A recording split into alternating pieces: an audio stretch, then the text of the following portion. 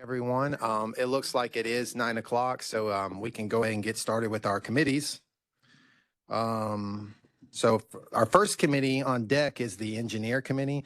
So Chairman Collins, if you want to call it to order, we'll do the roll call then.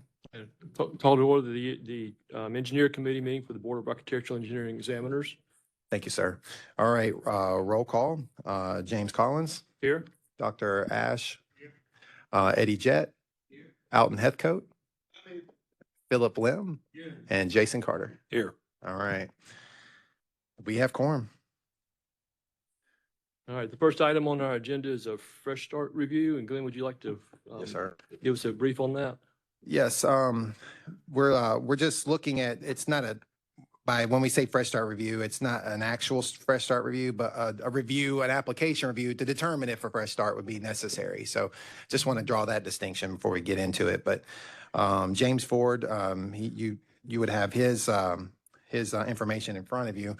But he's got two felony convictions. Both are 30 years old. Mitigating factors include not being in any kind of legal trouble since obtaining his license, and there are no disciplinary actions against his license in any other state. It looks like the charges we have are, let's see, grand theft, 1995, insufficient funds, 1996, domestic violence, 93, and then a misdemeanor. But well, we wouldn't be looking at any one of those. So we're looking at the 95 conviction, 96, and those two you have in front of you. But it's just open for discussion. I think, wasn't there one from 2003 as well?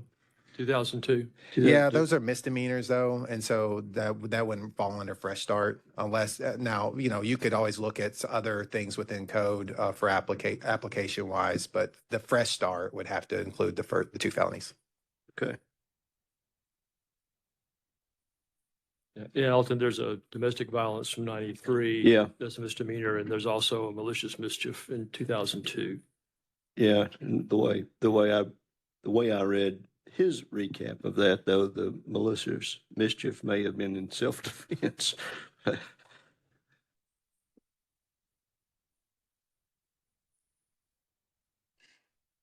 right. Is any discussion about this from anyone? He's pretty old and he hasn't had anything recent. So I don't see why not. Yeah, it's been 22 years. He's been employed at the same firm for 11. He completed all of his probationary requirements and no issues from that time forward. I agree with Ash.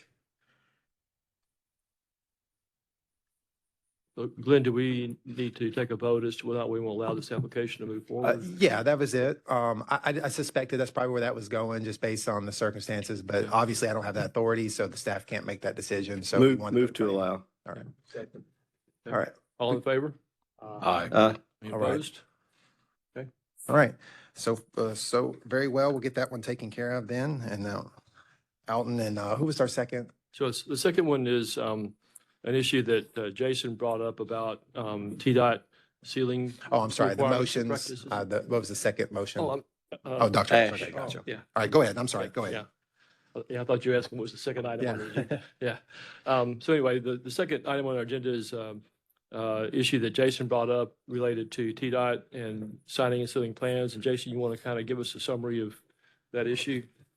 Yeah, and the reason I brought it up is because if I'm asking the question, being on this board, then I would assume that other people would be asking the same question. So I'll try to summarize it. So our current rules stay, and it's in the packet. Let me try to summarize it. It says rubber stamped, embossed, or electronically generated seals may be used. Such stamps or seals shall not include the registrant's signature or date of the signature. But if you look at TDOT's current guidance, it says, let me summarize that. So I take that to mean that the title sheet of a set of plans, if you're going to use an electronic seal, should have the electronic seal, signature and date, but then the rest of the sheets should not, because at least that's the way I interpret our laws. And that's kind of where I'm asking for some guidance. But then, if you read TDOT's guidance, it says, all remaining plan sheets will be watermarked with the engineer's signature and date located in the box, but will not be digitally signed. It's wet signature, yeah. Right. So the way I read that, there's a conflict. There's a conflict between what TDOT's guidelines say and what our rules say, but maybe I'm reading too much into that. And that's why I wanted to bring it up. TDOT will sign and seal every sheet, so you have the signature, the front sheet, and then every sheet after that has the seal. Right. Right. Kind of like more stringent than what we have. Dr. Ash, if you can get in the microphone so we can get that on the recording. But yeah, you were saying, just summarizing, that TDOT requires a signature on every sheet. Is that in summary kind of what you were saying? Yes, so. Right. Yeah, that's kind of what it looked like what TDOT's requiring us to do is above and beyond what our rules will allow. Right. I mean, it looks like Yeah. our rules will allow you to just seal an index sheet, but it doesn't say that you can't seal and sign the rest of them. Right. So So it's different from what we're saying, but I'm not sure if it is in violation. Mhm. Yeah, I think that was a good interpretation. I'm sure legal can, clarify, if there's something I'm missing, but, I think that's a pretty good app description. They can have stricter rules, but that won't deter our enforcement. So, if someone's asking them, it was not like our rules would prohibit somebody from signing each and every page. And so if they, in compliance with TDOT's requirements, somebody wanted to do that, they would be okay to do that. do you know why TDOT requires the index sheet to be signed and sealed? I don't. No. Because to me, that seems like that's the unnecessary piece of it. Yeah. I Right. think that the front sheet will have any, like, when you update, and you'll see that there is a block on the right-hand corner. Every time the plans gets updated. I'm not sure if that's actually shown on the following sheets. The revision block. Yeah, I don't know. Hey, James, and I apologize for apologize for not understanding. Were you talking about this in our, this chapter 0120-02, it talks about when you're signing when you're doing multiple pages and you're using electronic seals, the index sheet that's required? I don't think the index sheet is required, but it is, you can use that process of doing it if you want to. Okay. We wouldn't have to necessarily sync up, obviously, you guys know that, but with their requirements. But did you perceive a harm, or was there some maybe exposure, or maybe a lack of enforcement that may occur if we didn't, or if we didn't make an adjustment, or was that sort of the concern? No, like I said, I wasn't sure about it. And like I said, if a member of this board wasn't sure about it, then there's probably a little bit of clarification that needs to be done.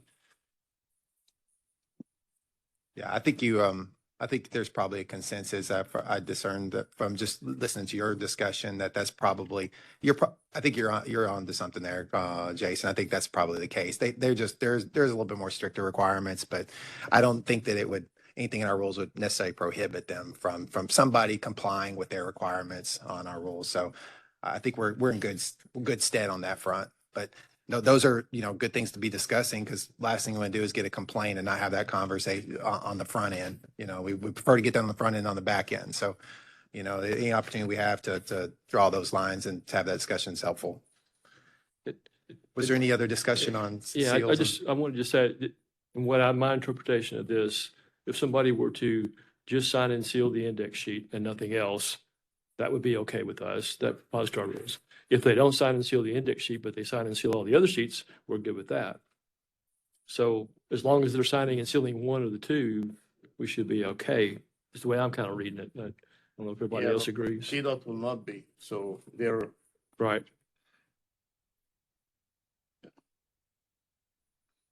All right. Is there any new business for this one? And then if not, then we've got a couple stuff to talk about with some of the other boards and we'll get on to that. But, and I think some of you, some of our members on the engineers were assigned to those boards as well. So it's, you're not off the hook, but anyway, we'll just go elsewhere. James, did you have anything else that you want to discuss or? I do not. Okay. In that case, then, I think we're going to move on to the Consumers Guide Committee meeting. Eddie Jett was selected as chairman for that. Would you like to call that one to order and I'll do a roll call? We'll call to order the meeting, Consumers Guide Committee meeting. All right, Eddie Jett. Here. Melanie Doss, Here. Brian Tibbs, Blair Parker, Dr. Ash, here. Jason Carter, Here. Philip Lim. Yeah. All right, you have quorum, Chair. I guess I don't have a formal outline yet, just wanting to get Frank's go on maybe some direction on what to accomplish on this. I didn't even know this document existed until you emailed it. Right. Yeah, I was just going through our website. And there are so many, and these are meant for the consumer, basically. And of course, that's the consumer's guide. But anyway, there's a lot of things in the website that I came upon that were either outdated or we either need to revise it or get rid of it, basically. And I'm not saying get rid of this, but there's so much to the consumer's guide. It's information that the general public would be looking at. And I just don't want to have the standard building code 1985 is what we're going by, that type thing. But anyway, is that what it is? So is the review limited just to this document or other things around the consumer information? Well, the intent was just the document. Okay. And then, Mr. Lim, did you have something you want to say as well? I saw you going for your name plate there. Mr. Chairman, thank you for the time. My recollection correctly that the reason why we had this consumer guide at that time, it was the intent of the board as an outreach program. If the information is obsolete, it begs the question, it's been obsolete for so long.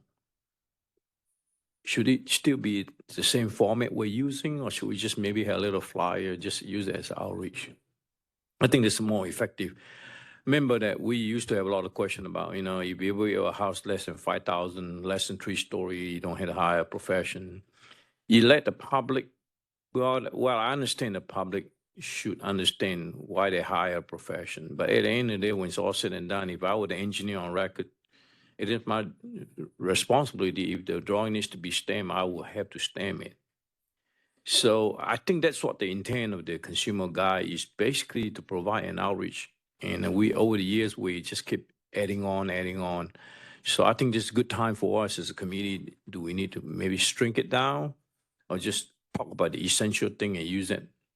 And then maybe once every 2 years, I might just revise it again. That's my thinking, that the committee should set the guideline. Thank you.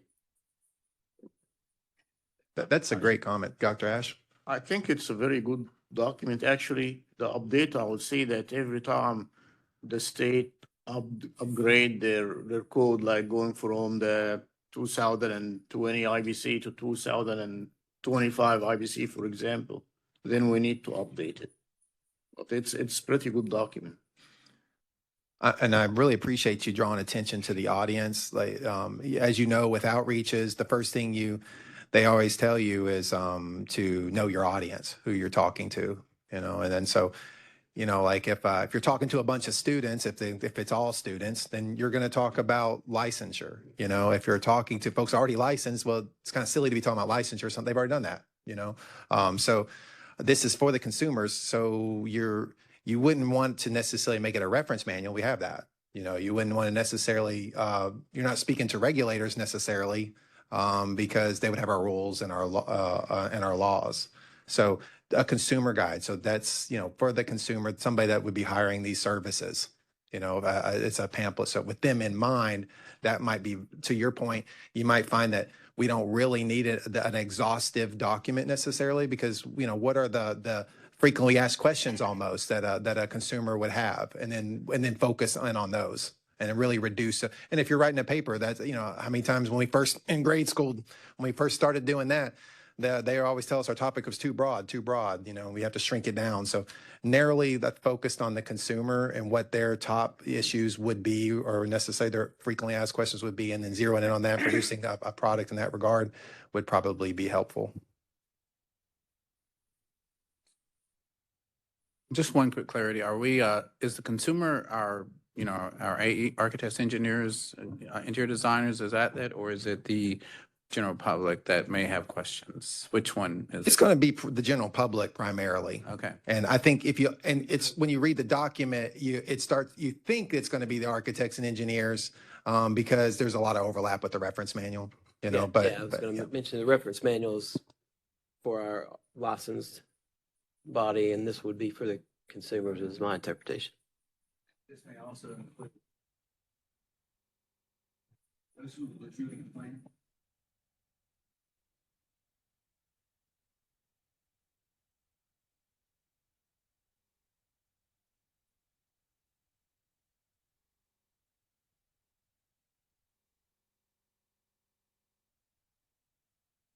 I think Rick probably took out your battery when you were looking.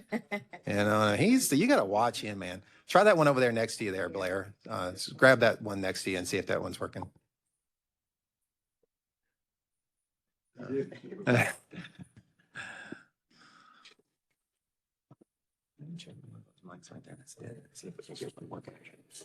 I do have one comment. Just from reading the document, the nomination of officers and the rotation of the positions on the board.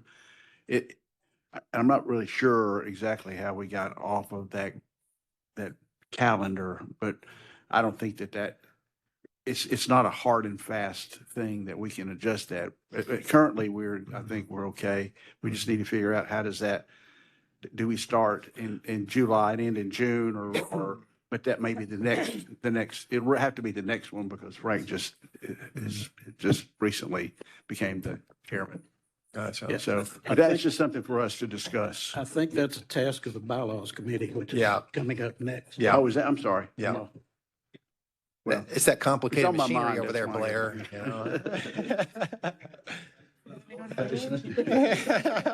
Blair. Sorry, I got ahead of myself. Yeah. I was going to send one of the engineers over there, but I thought better of that.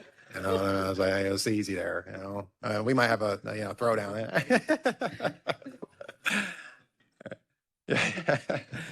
All right. We're going to get all up in that probably in the next one, but that's a good point. So there's a lot going on in there anyway. You know, when you get into the bylaws, and so that's going to be, I think, a good discussion. Maybe a quick one, maybe a long one. I don't know, but it really depends on the feel of the board.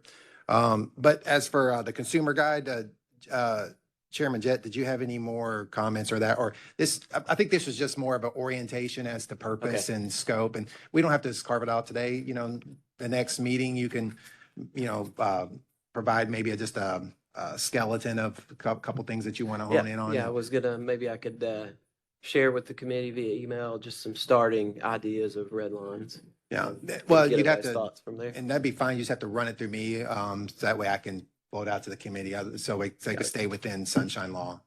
We can't be on an email chain or anything, but of course you guys already know that, but just send it to me and I'll float out to everybody, whatever you want, whatever the directives are, the ask is, and everyone will come prepared and we'll be good to go. All right. Did you have anything else you want to talk about on that one, or? Nope. Okay, very good. All right, bylaws committee. So I guess we'll need to call that one to order, then we'll need to turn Rick loose. Mr. Collins, that's you again. I call to order the meeting of the bylaws committee. All right, for roll call, James Collins. Here. Rick Thompson. Blair Parker. Here. Alton Heathcote, I'm here. Melanie Doss, Here. and Jeff Nally. All right. All right, so looking at the bylaws, one thing I just want to pose to the, to throw out there to the committee before we jump into the meat of it. The bylaws aren't necessarily something that we have to have. If you think it's useful and you want to keep it and review it, then that's fine. We need to discuss it here because obviously that needs to be a determination made by the board. But as you get into it, you'll realize that a lot of this stuff is either explicitly explained elsewhere or something that's no longer needed. We don't operate that way, function that way, and so the only thing about having an extra layer of guidance or something that you've memorialized is that you kind of box yourself in. You cut yourself off from maybe the discretion that's already yours. You know what I mean? So I would say, as you look at the bylaws, is there anything in there that we wouldn't already have the authority to do? And if that's the case, then we may not even need it, is what I mean. It may just be something that we just retire. These haven't been revised since 2016, so certainly there's going to be some stuff in there that we need to be looked at if we decide to keep it. But just wanted to pose that to the committee before we begin. Yeah, and I kind of did a, review of the bylaws before the meeting just to kind of look and see how they compared, and also found that the bylaws are mentioned in the Tennessee Code, that we are supposed to have bylaws. So we have bylaws, I should say, not we're supposed to have, but we have bylaws. So I think we have to have them because it's mentioned in the code. But Rick, I know you had the thing about the election schedule. I noticed that as well, and it seems to be off from what we're doing now. So it's something we may want to look at. There's a lot of information in these bylaws that some of it is briefly mentioned in our rules or the law. Like it mentions that we're supposed to have a president, a chair, a vice chair, and a secretary.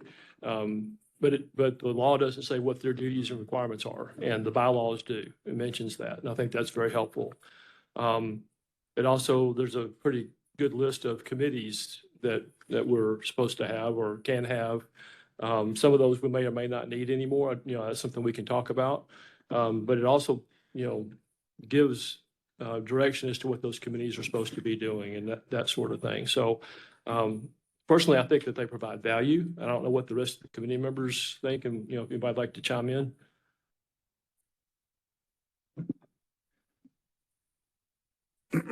I certainly think there's value in those, and especially since we're required to have them. Whether we have all of those, as you said, we may not need all of those anymore. It's 10 years old. So, but I agree with you. I think we should review them and make a recommendation and see how that travels with the full board and of course legal and administration, that kind of thing. I agree. I think it's nice to have all that in one synopsis where we can get access to it and not have to go searching through all the rules and regulations and bylaws in order to uncover it. It really is a nice document to have access to, convenient document to have access to. I also went through the bylaws, and there were a few things in here that I did not know. So shame on me for not going back through here and revisiting this. And frankly, for me, it would be a good idea to go back once a year just to re-review this. So right now, I'm in support of keeping the bylaws, even though they may be somewhere else. But we'll have that discussion as a committee.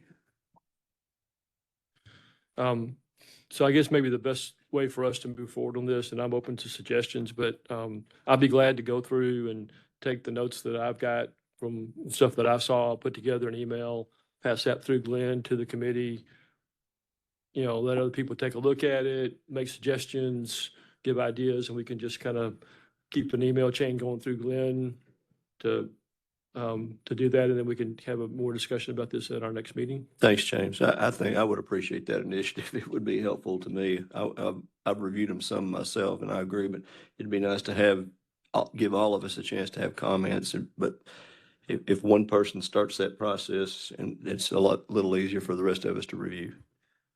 Okay. Do we need a motion for that?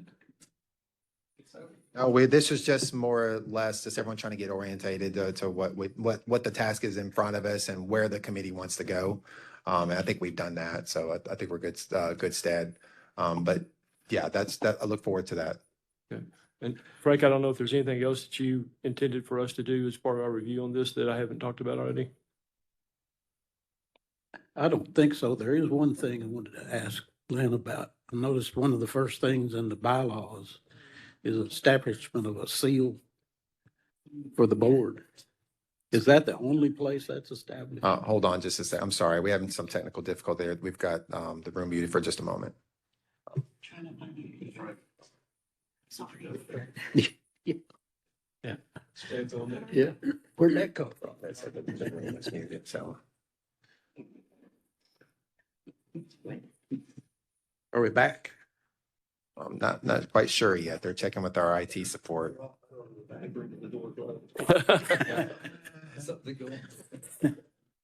that's probably what it was. They turned on Blair's mic and then the room went down, you know?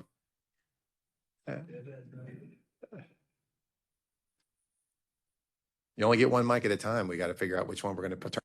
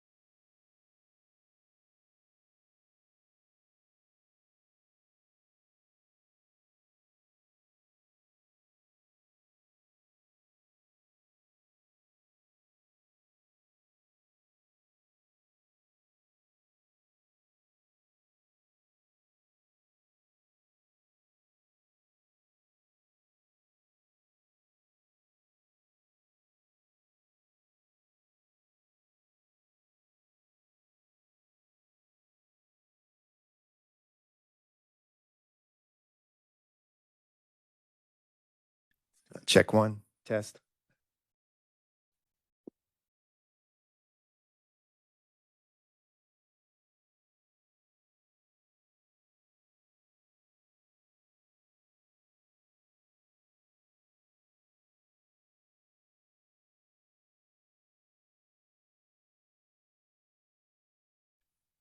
All right, looks like we're back.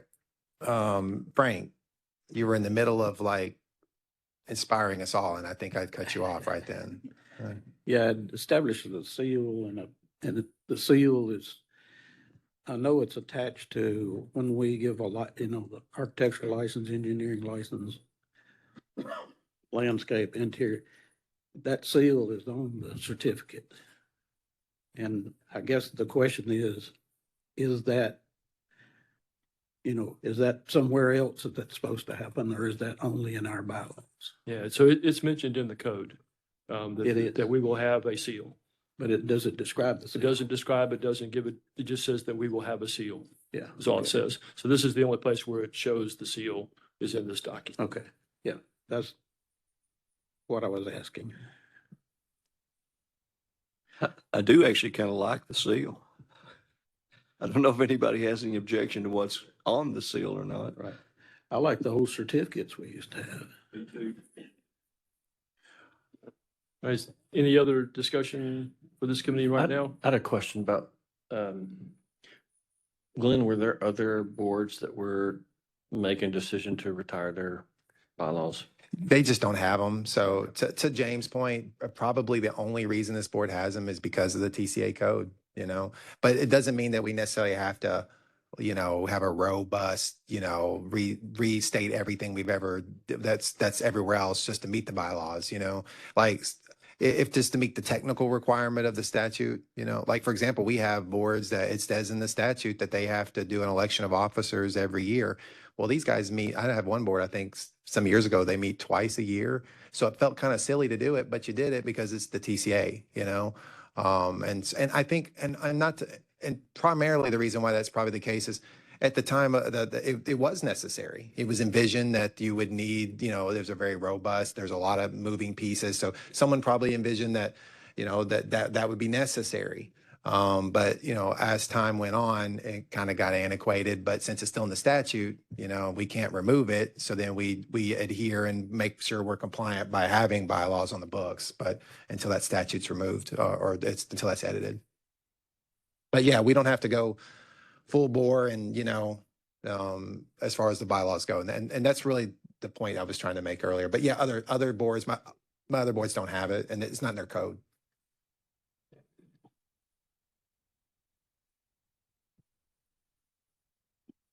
Anything else? All right.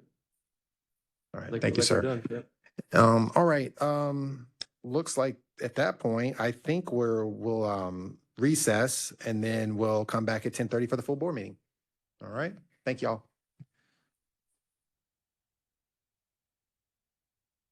Looks like our time to reconvene is upon us. And of course, I will do that once the chair calls us to order. So if it wills the chair, then we'll go ahead and if you want to call us to order, I'll take the roll. Yes, I'd like to call to order the February 5th, 2026 meeting of the Board of Architectural and Engineering Examiners. All right. Thank you, sir. All right. Roll call. Frank Waxter, Here. Jeff Nally, Philip Lim, Yeah. Rick Thompson, Here. Brian Tibbs, Here. Jason Carter, Here. Dr. Ash El Sayed, Here.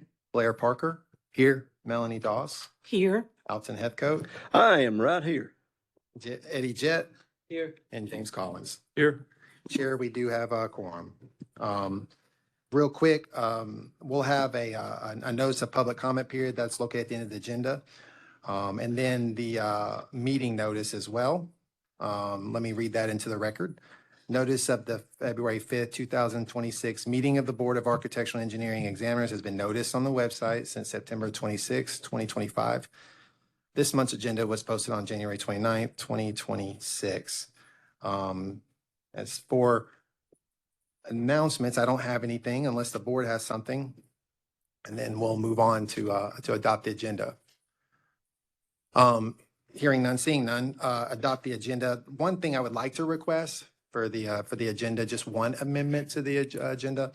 I'd like to add an additional public comment period. We'll have our statutorily mandated one at the end of the meeting. But out of respect for and as a courtesy to those that are appearing here today, I want to give them an opportunity after the association reports. So after the professional association reports, if we can have an additional public comment period, I would appreciate that as well. I would need a motion in that regard or any other edits or amendments that you may have. Move to adopt the amended agenda as presented by Glenn. Second. Thank you very We much. have a motion and a second. All in favor? Aye. Opposed? All right, thank you very much. Let me get my notes here in order. Okay. The approval of the meeting minutes.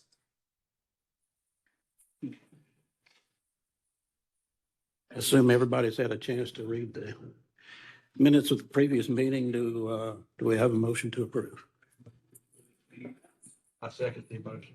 Got a motion from Brian Tibbs and a second from Rick Thompson.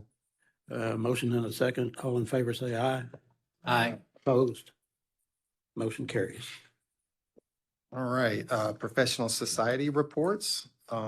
Miss Casey Anderson. Good morning.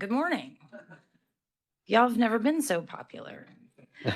I'm Casey Anderson. I'm the Executive Director of ACEC. I also represent the Tennessee Society of Professional Engineers.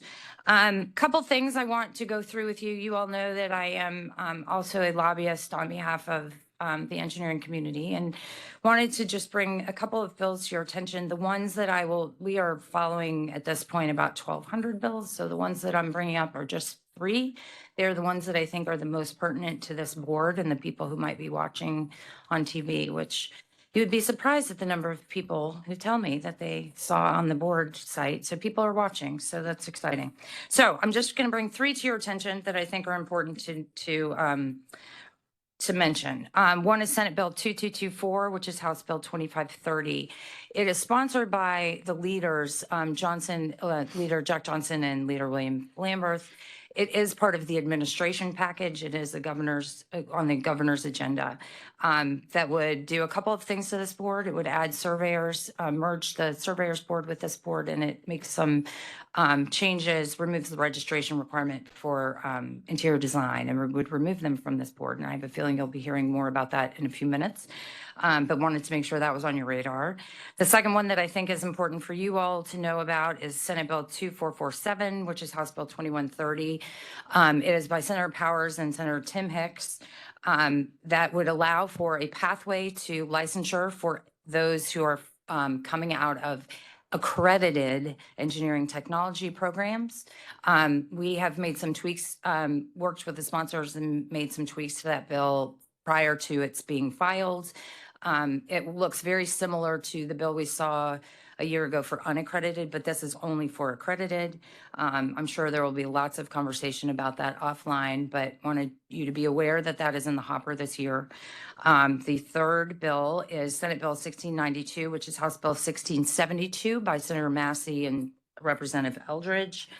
Thanks. That is called the Military Families Licensing Recognition Act. I have met with the House sponsor of the bill just to talk through that a little bit. I think he understands now that there are some things that we have done in the last several years that make that just something that we don't really need to add to the statute. So I think that one is probably going to sit, but I just wanted you to know it is filed and there's a chance it will come up. But we're working with the sponsors just because I think that we are able, y'all do such a great job of getting people through the licensure process in an efficient manner. And we don't need to add something to the code that way. So that's how we're approaching it. But just wanted you to know it was out there. Those are the 3 things that probably in my mind of the thousands of bills I've read that would be have the most effect on this board. So I wanted just to bring those to your attention. Another issue that Glenn and I have talked about a little bit. I just wanted to make you all aware that we are seeing some QBS issues, qualifications-based selection. We've had a couple of issues with some RFPs that we would have preferred and probably in my non-legal opinion, probably ought to be RFQs. And have both, the 2 we've had this month have both been fixed after conversations with them, but just wanted you all to be aware that we have had an agreement with you all and with the department. We spent all that time making the document that is the guidance on how to procure using QBS that normally sits on your website, on the board's website.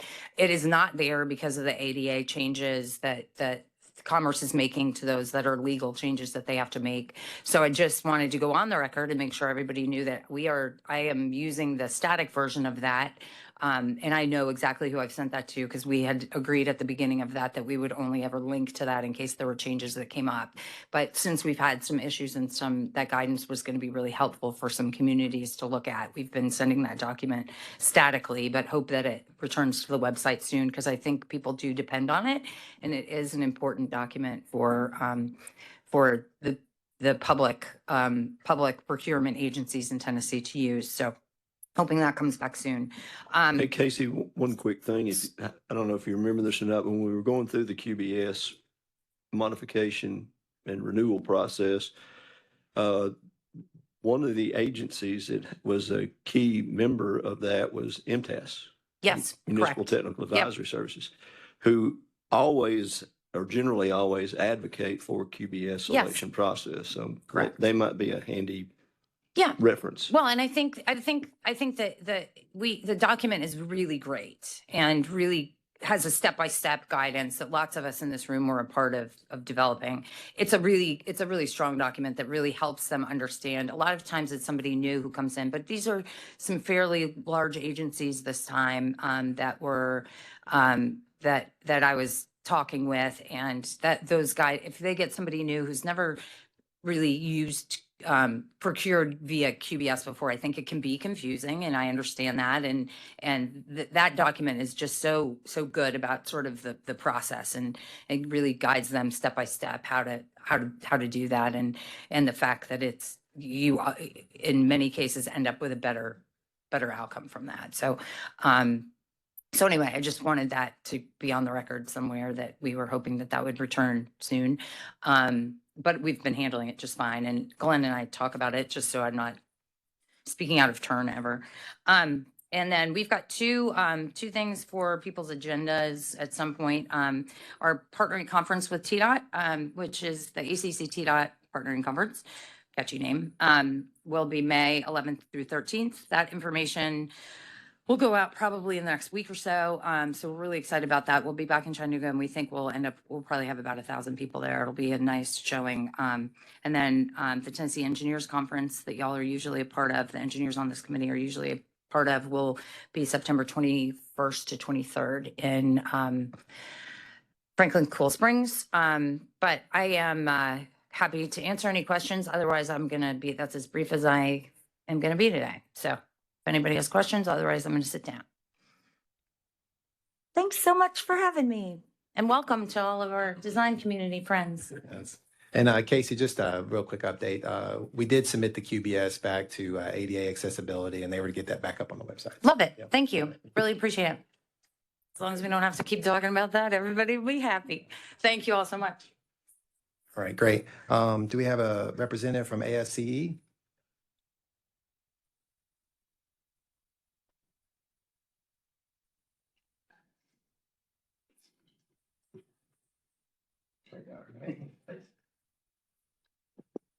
Morning, everyone. If you don't remember, I'm Jackson Sowers with ASE. Just a couple brief updates. Next Friday, the 13th, we're bringing back our annual conference, which we're calling it the ASE section meeting. It'll be down at the Smyrna Event Center. Mr. Alton will be one of our speakers during the lunchtime presentation hour. I wouldn't tell too many people that. You may have a lower turnout. We're trying to drum up support, not turn them away. Right? Which we have a good line of speakers. The Boring Company will be the afternoon presentation, so it'll be interesting to hear about that. And then the Mid-South ASE Student Symposium will be held at Tennessee Tech this year, April 9th through the 11th, which will have 14 different student chapters across Arkansas and Tennessee represented there, competing in different competitions. Sorry, I don't remember all of them off the top of my head. But if you had any questions about the conference or the Mid-South, just let me know. I can find out more answers. Well, thank you. Thanks, Jackson. All right. Let's see who else we got here. All right. Ashley Kate, she wasn't able to make it. She did inform me this morning that she was going to be out, and then she provided an update. So I'll just read it into the record on her behalf then, if that's okay with you guys. AIA Tennessee is kicking off committee work for the year based on a new strategic plan for 2026 to 28. We have new committees forming, including a program committee focused on member programming and engagement committees focused on public outreach. We still have our standing conference committee and government relations committee. Legislative session is upon us, and we're currently reviewing bills that have been filed for 2026 and impact on the profession. We need time to analyze bills. So at this time, we have not taken a position on any bills filed this year. Our advocacy day is set for March 31st. We will keep you posted on the agenda for the day. Next week, AIA leadership will be in DC to advocate on behalf of architects on the federal level. Architect Week will be April 12th to 18th, focused on K-12 education and outreach. Architecture Week is a nationwide celebration recognizing the power of good design with the goal of inspiring hopeful architecture and design professionals and K-12 students. We understand NCARB is making several changes to the ARE to align with NCARB competency standards. Please let us know if there's anything we need to partner together to communicate to our membership architects as it relates to any changes they should be aware of in Tennessee. Our annual state conference is scheduled for August 12th through 14th in Chattanooga. Attendees will be able to obtain all their required HSW credits at the state conference. So that was her update for the record. And, as if she was standing here, I would tell her as far as NCARB goes, that's not really, necessarily pertinent to our statute. Our statute, talks and, the associations, we keep an eye on what they're doing because obviously that's the industry speaking in a collective voice and we're interested in what they have to say and then we want to be a part and we want to enter in that conversation with them so we're aware of what's coming, could potentially be coming. But right now there's no changes to statute that I'm aware of, at least, we haven't seen any bills before us and that's, really the gist of how all that gets started. So anyway, that was her update for the record there. Let's see, Charles Snyder, are you here today? I haven't texted him, but I don't know. Okay. All right. And then we'll have updates from the interior design profession. That'll probably come from Hannah Finch, Claudia Lofton, and Allie Bierman. Before we go there, let me just give the floor to Ms. Doss.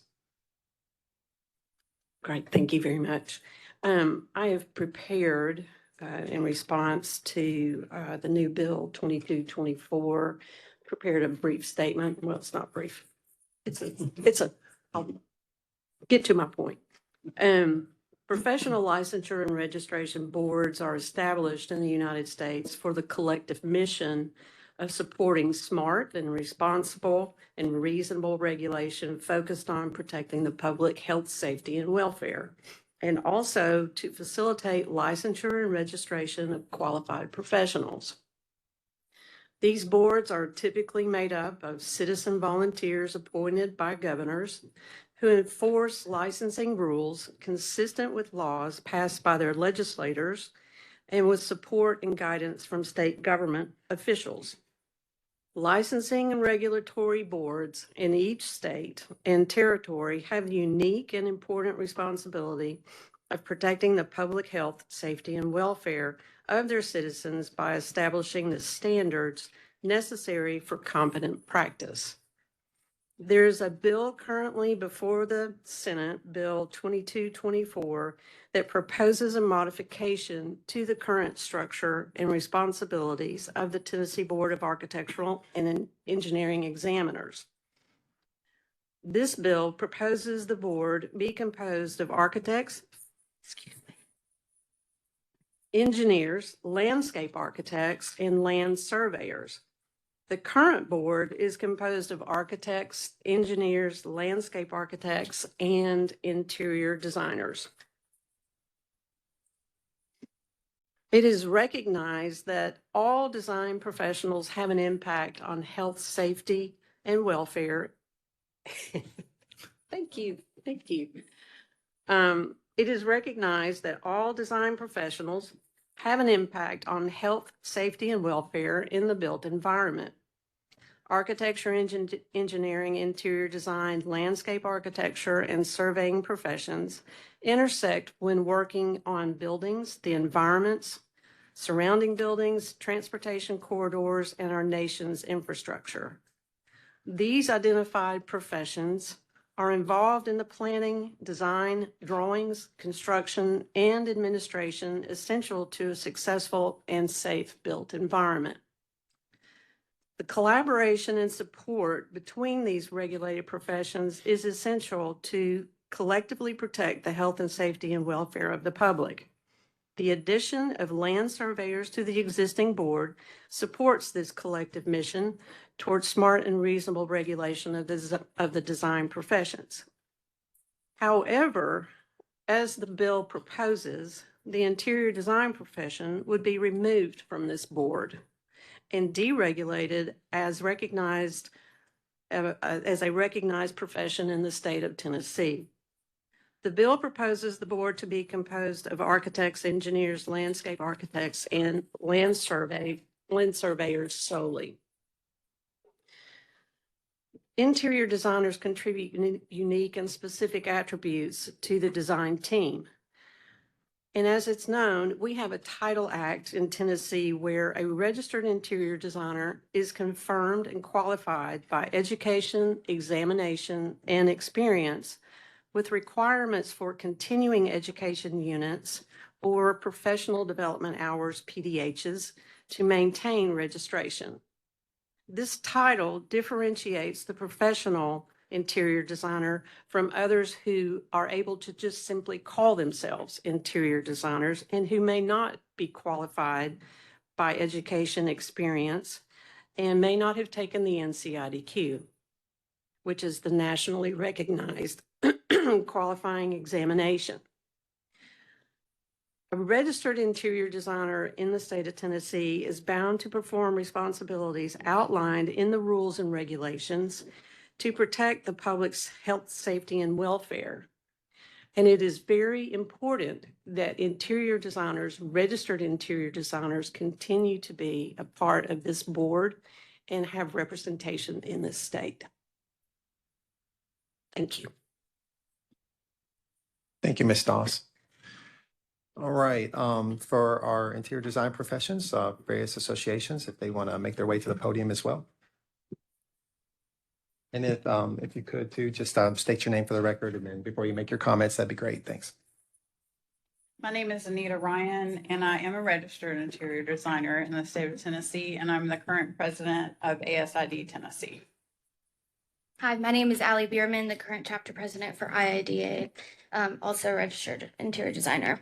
And we have a small update about some events that are happening later in the in my brief remarks, but I do want to make a comment as well. So, Chair and members of the board, thank you for the opportunity to speak on behalf of IIDA and interior designers. A large group is here and online because on Tuesday of this week, Senate Bill 2224 was introduced with the support of the Department of Commerce and Insurance by Senator Jack Johnson and Representative William Lamberth. Legislation that would eliminate both regulation of the interior design profession and professional representation for interior designers in Tennessee. This is not a minor change in language, but rather a significant policy shift with real implications for public safety, extending far beyond matters of administrative efficiencies. My name is Allie Bierman, registered interior designer. Before I continue, I'd like to ask something of the room. If you are an interior designer, a registered interior designer, or work directly with interior designers in your professional role, I ask that you please stand and remain standing quietly while I speak.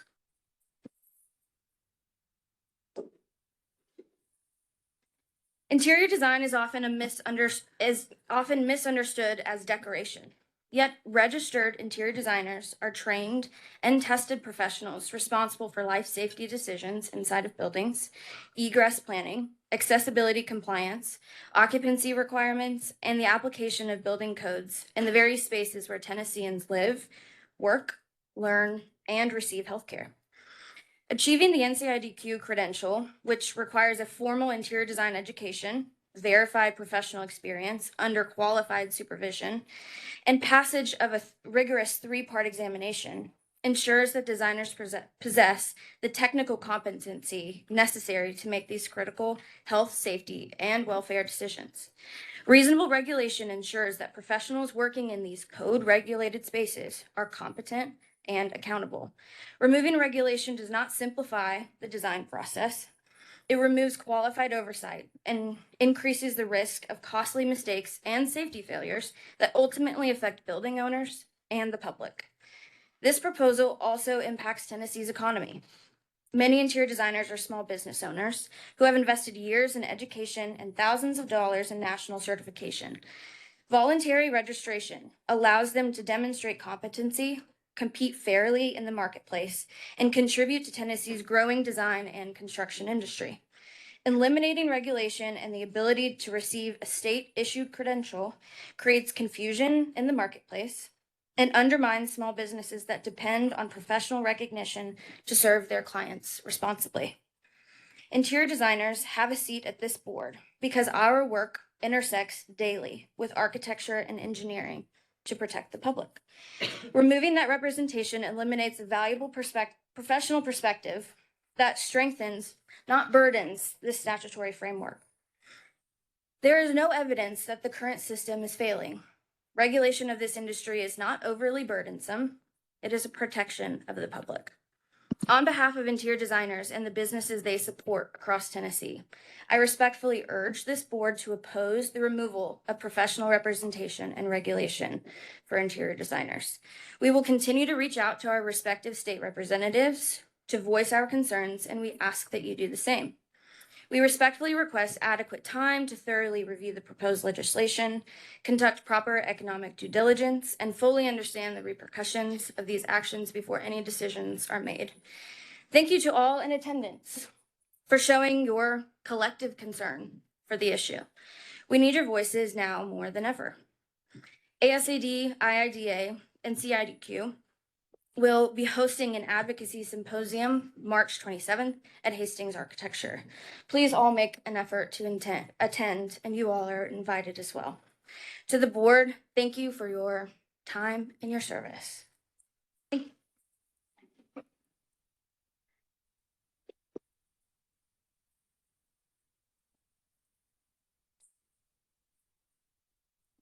Any questions? Hold that. Do y'all have any questions for our professional associations with interior design? And thank you for your statement. Thank you. Thank you very much. Thanks. All right. Do we have any other professional associations with interior design? Okay. All right.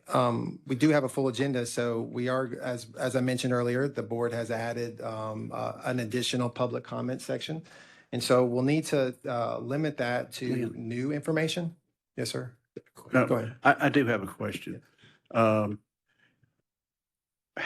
do you see your professional development and your salary adjustments with or without your registration? Was that for Ms. Bierman It's for whoever would like. or to Anita speak. Ryan? Okay.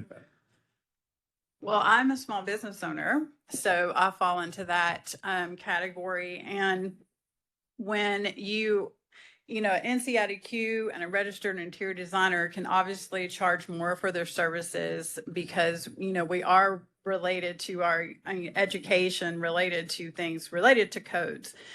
So it's very important that when I'm communicating and talking to my clients, that they understand that there is a difference, and that's why they hire me, because I can look at things from a unique perspective that's actually not just aesthetics, but actually like that's wonderful, except for that's not going to be accessible. That's not going to meet the current code regulations for health, safety, and welfare.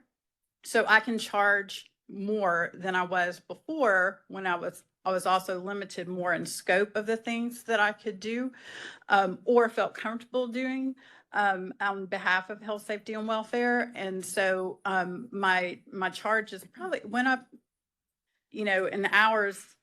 I won't really say my cost, but, you know, went up probably an additional $50 to $100. So that's significant. It's a significant. Did that answer your question? Yes, but more, please. Sure. As a commercial interior designer who works and has worked at 2 large firms in Nashville, I would say that registered interior designers are a sought after commodity, honestly, in the industry. Those requirements appear on job applications. You are expected to pursue certification as well as registration in some of the largest firms in this state, specifically because it legitimizes interior design departments within those firms themselves.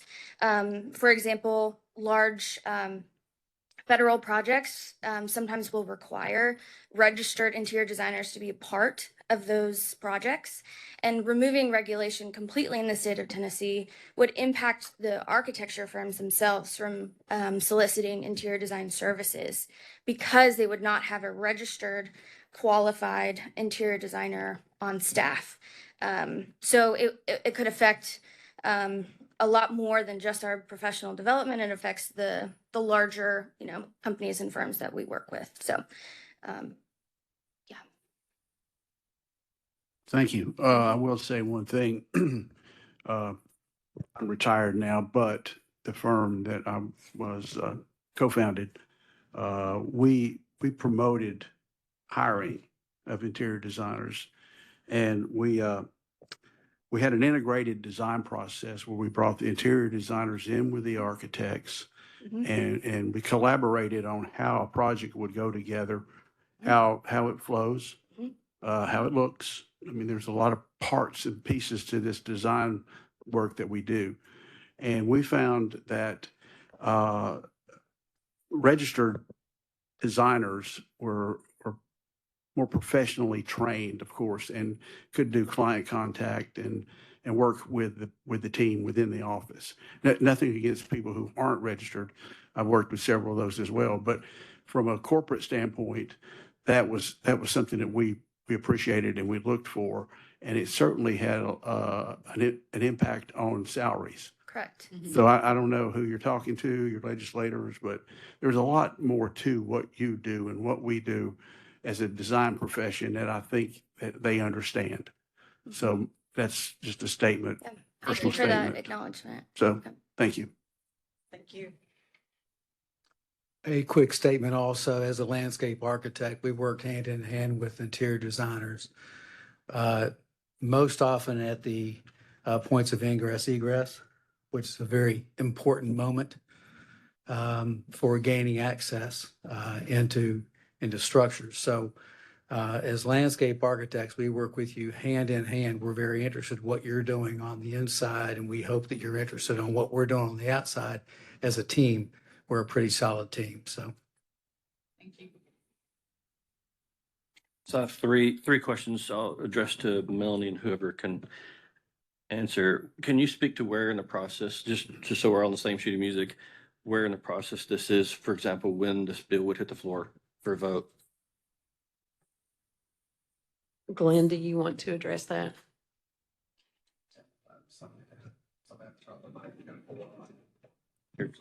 Sorry. Yeah, the filing deadline for just the bill was yesterday, I think. And then amendments will flow in, but the session, it's amendments could be I don't have I don't have the schedule in front of me, but it's usually no more than a couple weeks, so it's 2 or 3 weeks or so. And then session wraps up, somewhere in the middle of to end of March, and Casey could obviously speak. Yeah, go ahead. If you got the schedule, that'd be fine.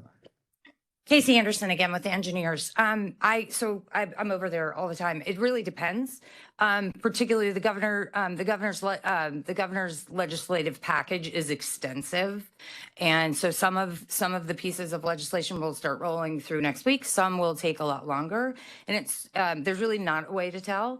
I'm actually sitting here going through calendars for next week to see what's up. And we don't really know until they put a bill on notice a week prior to the committees that it will be going through. My guess is that I haven't looked at where these were assigned, but just from history and experience, I would guess that these will end up starting with, on the House side, it will go first through Business and Utilities Committee, which is a subcommittee of the Commerce Committee on the House side, and it will go to the Commerce Committee on the Senate side, best guess again, but the clerk's offices decide that, but that's typically where licensure bills go.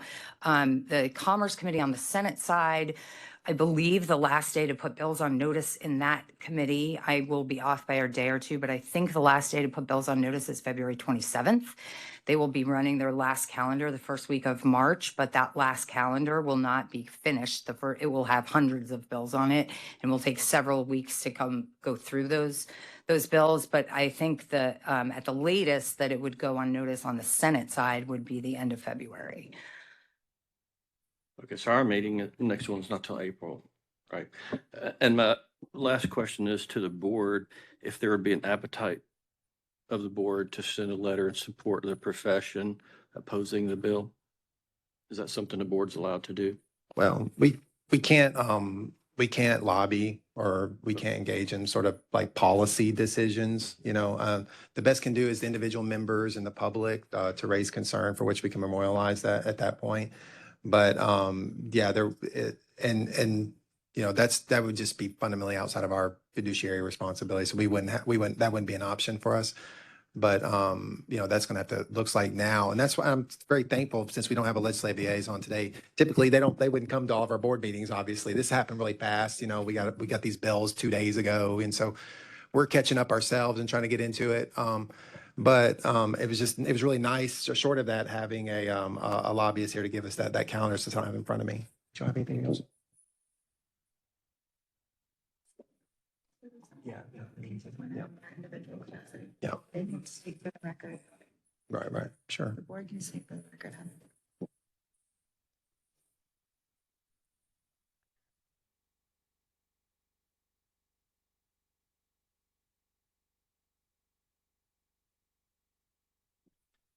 While they're deliberating that, can I ask either Anita or Ally to what's driving this? What's the purpose for this, or what's the initiative behind this? Why is the state or whoever's promoting this legislation, why are they presenting it? You'd have to ask them. That's what I did. Oh, yeah, okay, gotcha. I understand. Hey, pay attention. Sorry. Okay, hold up. I think it's really more of a budget concern and understanding of a consolidation of an existing board and folding it into this board. So honestly, that is what we've been able to gather, is that it's really just been coming down through the legislation as it relates to specifically for efficiency, you know, from the governor, and that usually means money. So I think it's a budget issue from what we have been able to gather so far. Do we know exactly how this would affect the budget? No, and that's why we were asking at the end of our comment, is that, you know, we would like to know how that would affect the budget and give us some more time to be able to review how and do our due diligence in that manner, so that we can actually, and, you know, communicate effectively, because we, as you, had just found out about this like 2 days ago. I think it was Tuesday. So, you know, we've been trying to do in our consortium with our higher ups at ASID National, IDA National, and CIDQ have been working together to try to get more information and, you know, dissect exactly, you know, why this came up. To date, you know, the only thing we can figure out is the budget, but we do not know how that affects the budget. And that's why we were asking for a little bit more time to do some due diligence and see what's the reasoning, so that we can have a reasonable response. You know, we're willing to work together, just trying to have a reasonable legislation and a reasonable response that works for everybody. Thanks for the help on that. I'm still not really exactly clear on any of this. Also, generally, I would defer, you know, engineers don't interact with anybody. We don't like anybody else. But obviously, architects and landscape architects do interact with registered interior designers. And I value both Rick and Blair's insight and opinion on that. I wish you luck. Thank you. Thank you. Yeah, there's, as far as, you know, Casey mentioned, there is a fiscal note that at some point will work its way through there, because anytime there's you know, that hasn't been done yet. You know, but that'll come downstream, you know, from that as well. Yeah. Can I add to that? Yeah, sure. Yeah. Sorry to keep interrupting. Casey Anderson with the engineers. There will be a fiscal note on the bill, but because this is part of the governor's legislative package, the governor's proposed budget that has already been presented across the street, that's a really thick book of fun reading. All of his legislation is included. Whatever fiscal impacts his legislation has is included in the governor's budget. So fiscal notes on administrative bills are a little bit different. They don't necessarily end up the same place as everything else, because he knows his package ahead of time and that's included in that budget. But the information will be helpful out of that for the questions you're asking, if that helps. Thanks, Casey. Yeah, the legislative liaisons, they're going to owe you this time around, Casey. So thanks for pitching in. Tell Candace. Yeah, let her know. Any more questions from the board as regards to our associations? All right. So since we do have a full meeting and we do have a public comment section at the end, we'll allot 10 minutes for this period. And then we'll have a public comment period again at the very end, and we can take more. But as a result, that we need to, in an effort to stay within that, comments will need to be limited to 2 minutes, and new information as well. So if we're repeating the same thing, typically what we've done before when we've had something that may have generated a lot of interest, we've done this home inspectors and some of the others, is just if it's new information, then obviously we want that information for the record. But if it's not, then we want to just be mindful of that so we can stay within some parameters, so we can also stay with our agenda as well. So with that said, if there's anyone on the online, well, you know what, they can go ahead and sign in and indicate an interest to speak. But I'd like to give probably preference to those folks that are here, since we're going to have a second comment period. So we're only looking at probably 5 to 6 people that are going to be able to speak in this comment period. So if there's anyone that would like to speak, please make your way to the podium and sign in. And then we'll give you a couple minutes to make your comments. And then once you've signed in, go ahead and state your name. And then if you, yeah. And then, yes, and also you'll need to press that button. If that's on red, then that we can hear you and it's being recorded.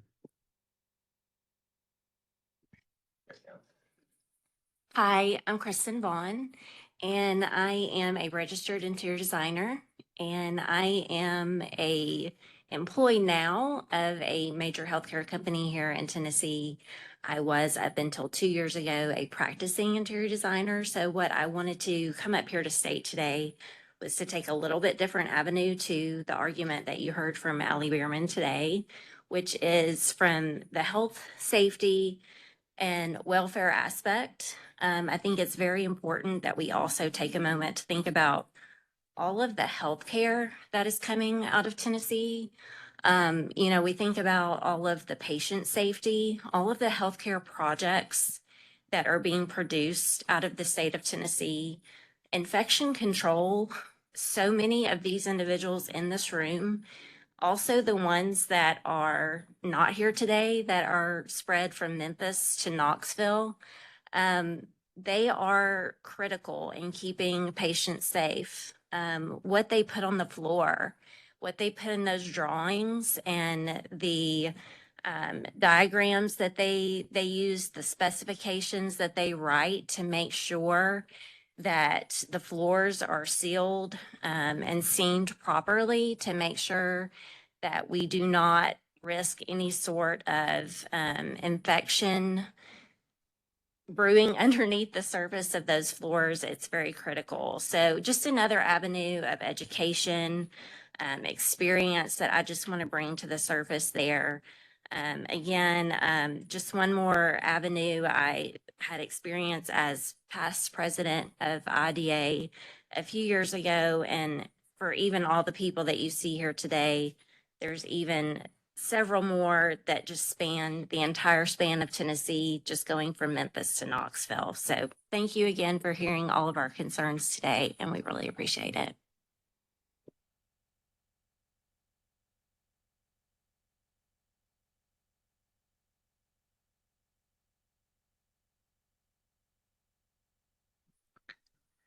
You can go ahead and leave that on, I think, because that's Okay. what's more after you. Okay.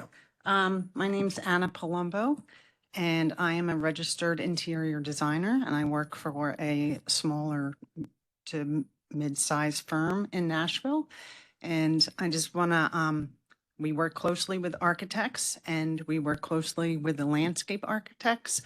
I also want to say we work closely with the engineers. I want to just comment, Alan's, that I need to have discussions with our electrical engineer about what lighting will get where, and, the all that stuff. And I work closely with the mechanical engineers. So if I'm putting a ceiling baffle up, it doesn't get in the way of a diffuser. So we are part of that whole conversation that goes into the whole building. So that's all I have to say, that we work extremely closely with all of you. Thank you. I retract my previous statement. Strike it from the record. It's not a vertical back.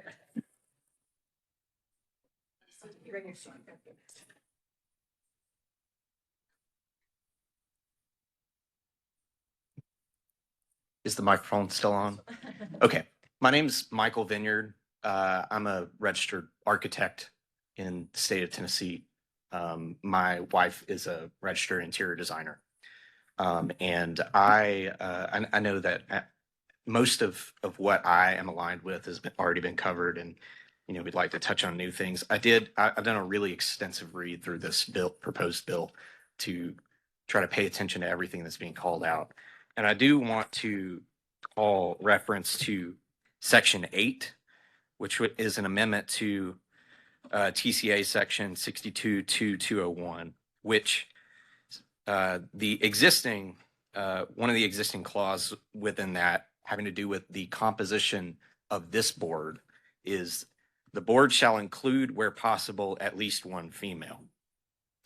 If adopted, there would no longer be any documented obligation for female representation on the A&E Examiner's Board.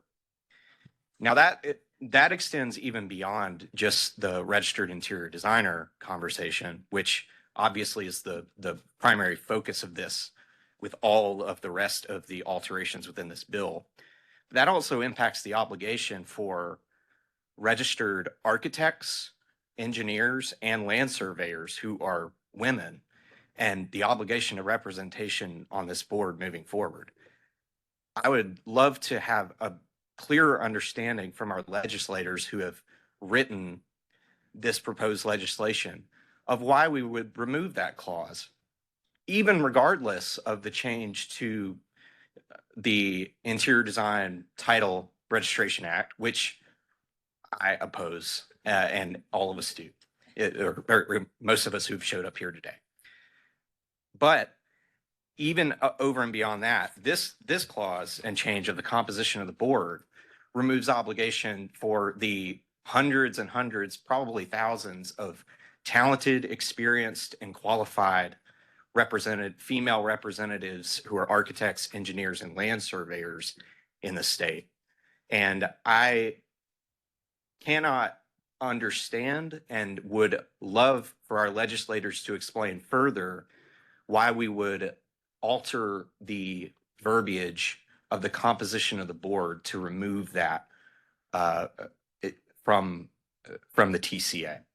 So I just wanted to bring that forward, that as I read this, and as the advocacy calls came out, I understood what was trying to be done with the registration requirements for interior designers with the state. But that change is something that impacts the composition of the board generally when it comes to female representation. And that's something that I maybe did not expect, and I think that all of you should be aware is being removed. And we should challenge our legislators to acknowledge and answer for why that is. Thank you.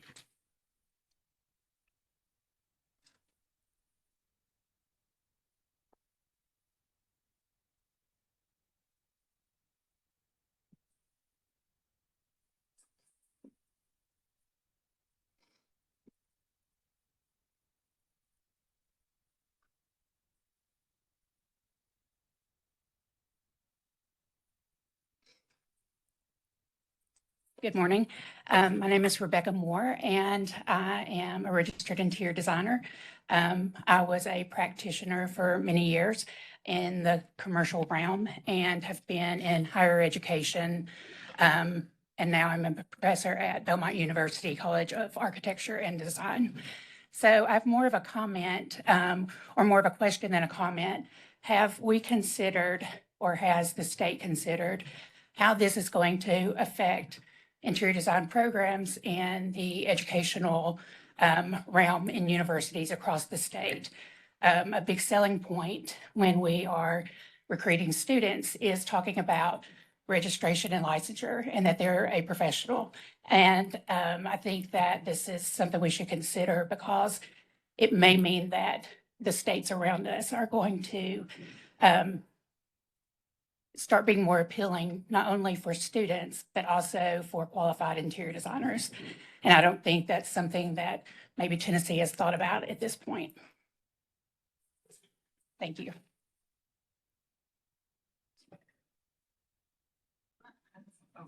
Go ahead. No. You go ahead and sign in too, if you don't mind, if you could just sign in. Okay, yeah, absolutely. Yes, my name is Perrin Graham Jackson.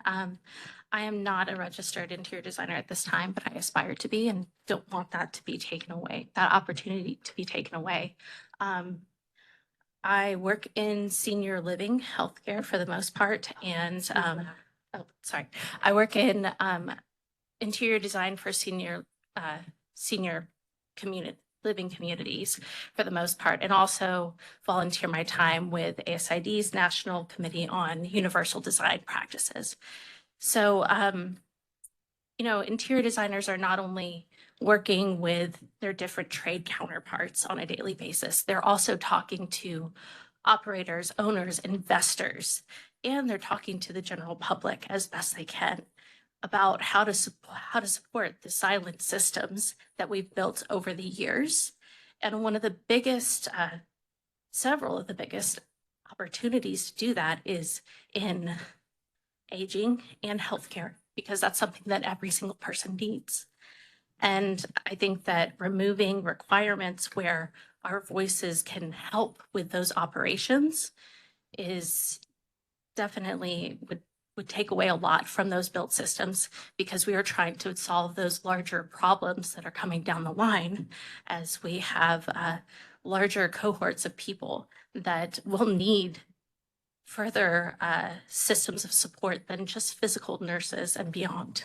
So just wanted to add that to the conversation.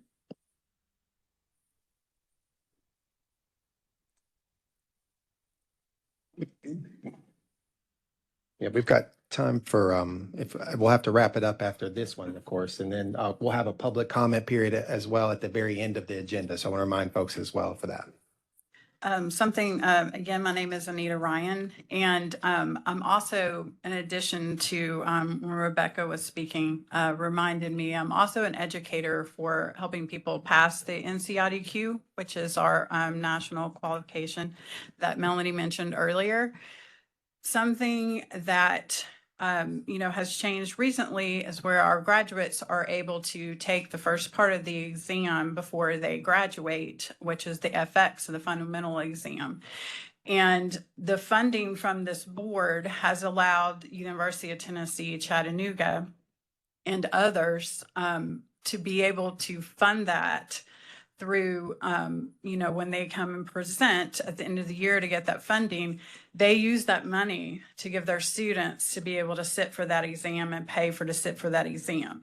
If you take us out of the board, that will no longer be a fund, which not only affects, just the registered interior designer piece, but actually the NCIDQ piece, which is the qualified designers, and it gives us less for students a pathway to want to achieve that. And it takes, sets a barrier for that income for them having to be able to pay for that themselves. So just something else that I was reminded that I wanted you to be able to consider. Okay. Thank you for your comments. I think that was a really good representation from across the industry. And so I'm thankful for that. And again, we will have another opportunity at the end of the meeting as well. We do have a very big legal report that's pretty robust. So we're going to clear some of those cases here pretty soon. But before we get in there, Chair, would you mind if we just take a brief recess for, I imagine many will want to stay for the entire meeting, but there'll be some that may want to leave as well. And just to give them the opportunity for that exchange, maybe about 10 minutes. Would that be okay? All right, have a 10-minute recess. Yes, sir. Thank you. We'll be back then at 11:32. I'm having a conversation about where we're at and, oh, look, we're back on recording. Thank you. Yeah, I'd like to call the meeting back to order. All right. Thank you, Chair. We are back in order. Looks like we have the director's report. So let me get to the budget. All right. You should have the budget there in front of you. All right. During our last meeting, we went over the months of record through September. As a result, we'll be focusing primarily on the next 2 months of record available to us. That's October and November. So we had a whole, if you recall, there's a litany of things that we went over, line items at the last meeting. And so, yeah, only a couple items this time around. There was one line item under October Edison technology expenses that caught my attention. Anything, typically if it's within historical data, the scope of historical data, I don't worry too much about it. If we got several years and our expenditures and our revenues are pretty closely, pretty similar, then I don't, and of course I dive and deep dive into all of our expenditures, but if it comes out the other end and it looks pretty good, then I don't worry too much about it. But every once in a while I'll see something that just sort of blips on the screen and I could dig in a little bit more. One of those items was October Edison technology expenses. It has 6,000 listed there. The ledger in it was written Enterprise Security Services Fiscal Year 26 Annual Security Assessment. And so, which is applied to all departments across the state and is allocated based on the head count of active employees listed in Edison as of September. So that's where that came from. And what it is it's each department's total charge representing the number of active staff. That assessment is a comprehensive evaluation of the program's cybersecurity posture. So apparently, one big, effort in that regard. And then they proportion that out based on our share of expenses of that throughout the department. So that roughly $6,000 charge was our share of that and that effort. I didn't see anything else that jumped out at me. We're of course trending 130 in surplus. And we've got 5 months of record, so we still got a little while to go. But I just wanted to put that on your radar. That's what I have thus far. Any questions or concerns? And if there was anything else that popped up, of course, if I don't have the answer in front of me, I can get back to you as well. So just let me know what you think. And that was for informational purposes. There's nothing to vote on for that. So I'll pause for a second. Yes, sir. I just have a general question on the technology. I was assuming that includes hardware and firmware and any software upgrade, right? Yes, sir. That would be in Okay, there. thank you. The bulk of that expense, because those will happen, like, for example, we're all due an upgrade on laptops department wide. And so you'll see a line item there that'll hit probably later on this year. But the lion's share of that is application upgrades or servicing and, those type of services. All right. Thank you. Thank you. I think we're ready then for the grant guidelines. Let me get there. At the last meeting, the board indicated an interest in FE reimbursement for professors. If you recall, we had that conversation. So our contracts attorney indicated that the contract should be amended for next year's awards if the guidelines were amended to allow said reimbursement. So basically, they write those contracts based on the guidelines. And so they said they can include that. So if you notice in your copy, second page, number of students and professors for whom the school proposed to pay intern development program fees or examination fees for. So we're going to add that. And then next cycle, they can add that to the contract. Page number 1 was where we added those schools. That was a request that was asked last time. Clint, I do have one question, and it may be covered under, I don't think it's under intern development program fees, but, and you look at these the same way I do, and so do the other members of the grant committee. Some of the stuff that we get in is requested primarily from, I think, architectural schools and the interior design schools. They do sort of a senior trip where they're going to look at and observe architectural structures and the designs associated with that. And I can't really put that in one of these pockets necessarily. Does it fit somewhere into the eligible items? Yeah, the contracts, I think they put under development. You know, it's written in the contract that allows for it. They give a proposal and there's certain buckets, you know, that they'll propose. Let me see if I can. Intern development is the only thing that I see that's even close to that, but it's not, I don't know that that's really it. I think intern development is more specifically for. Yeah, I think it's just specific in the exam. contract. Yeah, now that I'm thinking about it, I think it's in I've read it in the contract because I was looking at, when we get the receipts, we have to reconcile that with appropriate eligible expenses with big bucket receipts. And it's listed in the contract. So it is eligible, at least as articulated. And they oftentimes will put it in their proposals.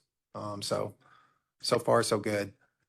I mean, we've approved them every year. But again, I don't see any language in here in the solicitations and proposals where it defines what's eligible, where that's necessary. If you like, what I can do is we can hold off on just approving this one. I'll send you a red line, not much of a red line, but I'll include the and professors. Yeah, I don't think that's going to be very controversial. I don't think anyone's going to push back against that. I think all of us agreed on that. Yeah. So that'll be in there. I won't highlight that, but to note it when we come to the next one, and then we can just add a blurb or something that sort of syncs up with the contracts. I'll let you look at it, and you can let me know if it. That'd be great. Thank you. Yeah, Eddie. This is just a general comment, not to edit this, but maybe in the future, since we're regulating licensure, maybe a multiplier or some kind of incentive that the number of staff that these institutions have that are licensed would count toward maybe a bonus piece of the grant in the end. Some kind of little thing that says, oh. You're going to make me add another equation to that thing?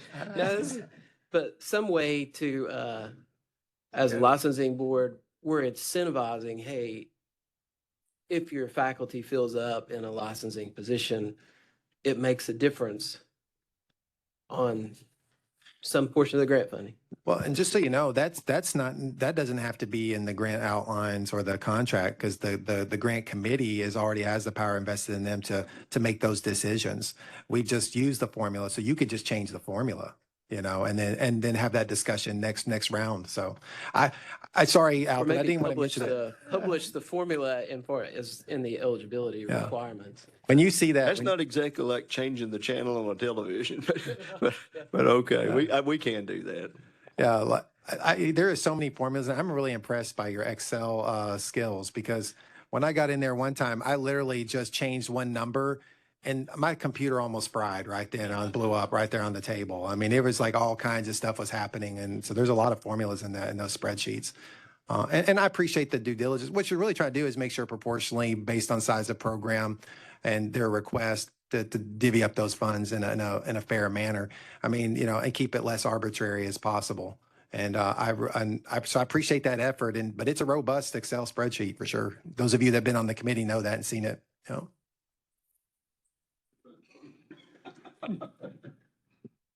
Elton, you're the chair for the grant committee, so you're laughing to yourself now. But I think the intent of the grant is we're going to be careful, especially when you get money to allocate for intern. You don't need the school to take the money and just pay some PhD student just because they want to keep them in the program. I think the intent was very, very much so. Well, we started this grant is not to buy a pay salary or buy a computer chair or computer for the faculty member, but lab equipment is probably a good way to spend the money. But internship, you don't need to be funding a graduate student that doesn't, in order for him or her to stay in that program. But I think it has to be something towards what we're encouraging them towards licensure. So I just didn't want to get lost in the mix. Yeah, Thank you. All of the things that we receive under that, none of them have anything to do with people pursuing PhDs or masters that are functioning in some intern role there. It's all intern development, preparing students to take the exams.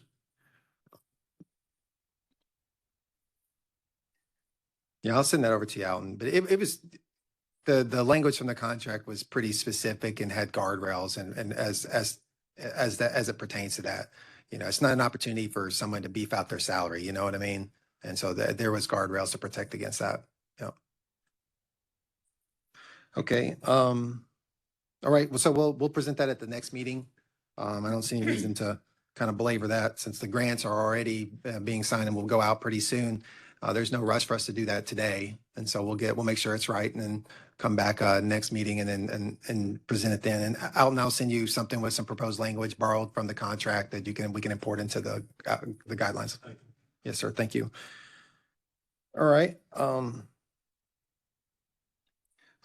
We looked like we were at the legal section of our agenda. So legal case report.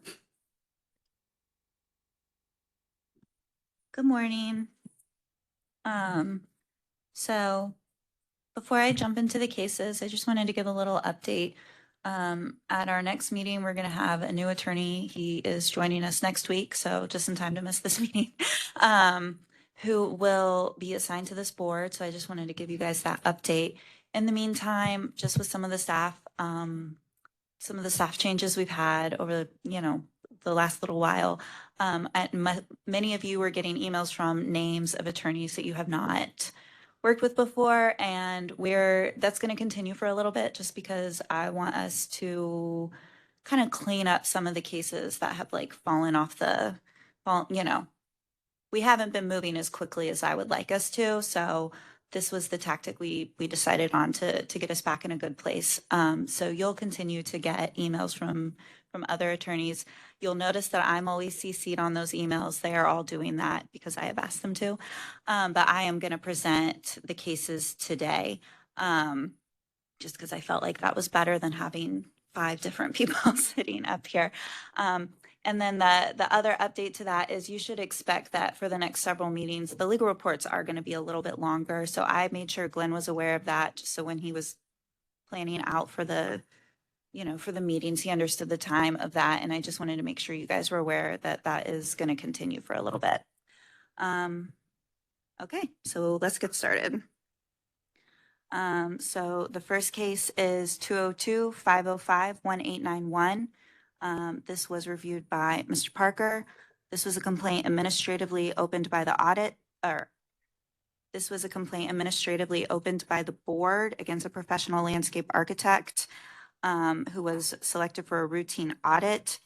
On September 4th, they were informed they had 30 days to supply continuing education for the 2-year period. They did not comply with the audit. They did not provide a response. It was recommended that the respondent be assessed a civil penalty of $500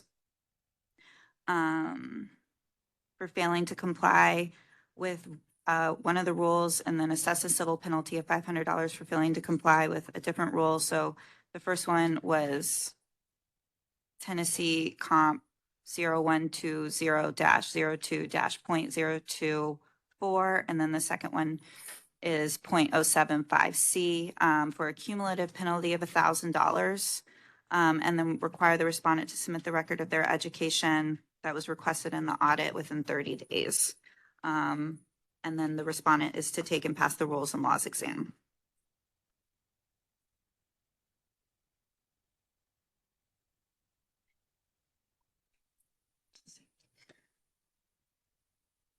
Mr. Chair, I reviewed this case, and I think we have several behind this that are similar in nature.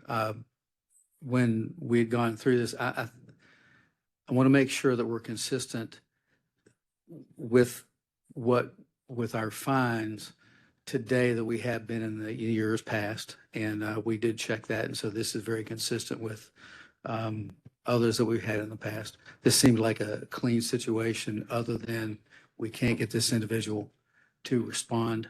And as a reminder to those who are listening, it is your responsibility when you move. It's your responsibility as a design professional, registered design professional, to provide the board with your current contact information. So thanks. Quick question. Just, I like the recommendation. I do want to ask a question. We don't tell them what the ramifications are if they don't comply, or do we in the order? Like, for example, we're telling them, you got to give us this, you got to provide your education documentation within 30 days of receiving the consent order. What happens if they don't do that? then it would be considered that they have not. So to close this complaint, they would have to sign a consent order, pay the penalty, and then comply with any order put in the consent order. It would not be considered closed. It would continue to be open until they meet all of those requirements. And at what point do we say you failed to comply, therefore we revoke your license? I guess if we went to a hearing, you could ask for that. We could open a new complaint for not complying with a lawful order of the board. Okay. Is that technically the next legal step in the what's the next step after? Generally, if somebody doesn't agree to the consent order, Or doesn't and I'm reply? condensing it, it's not like so fast. There's often back and forth. Sometimes we bring complaints back to you and say, we have new information, but generally it would go to a hearing if we can't Okay. get somebody if we cannot settle the case. And in this instance, settling the case includes giving us that information. Okay, and then if he doesn't do that, or they don't do that, then we We go to generally, hearing. we would go to a hearing. Okay. And if they refuse to come to the hearing, There's still a hearing, even if they refuse to come to the hearing. We call it a default hearing. and then that information comes back to the board for a decision about what to do next, or does the staff decide or legal decide? Well, at a hearing, an ALJ Okay, would make that decision. would make that decision. Okay, thank you. Eddie, do you have? I had a similar question. Is it says in the guidelines to revoke a license, you need so many votes. So is it a vote to revoke the license, then it goes to a hearing and challenged? Yes, but we aren't, that was not the recommendation here to revoke. Well, Here, I'm tailing off what, yeah, What's the next step What's in the next? process? because What action do we need to take? like in the guidelines, it says, 5 votes required.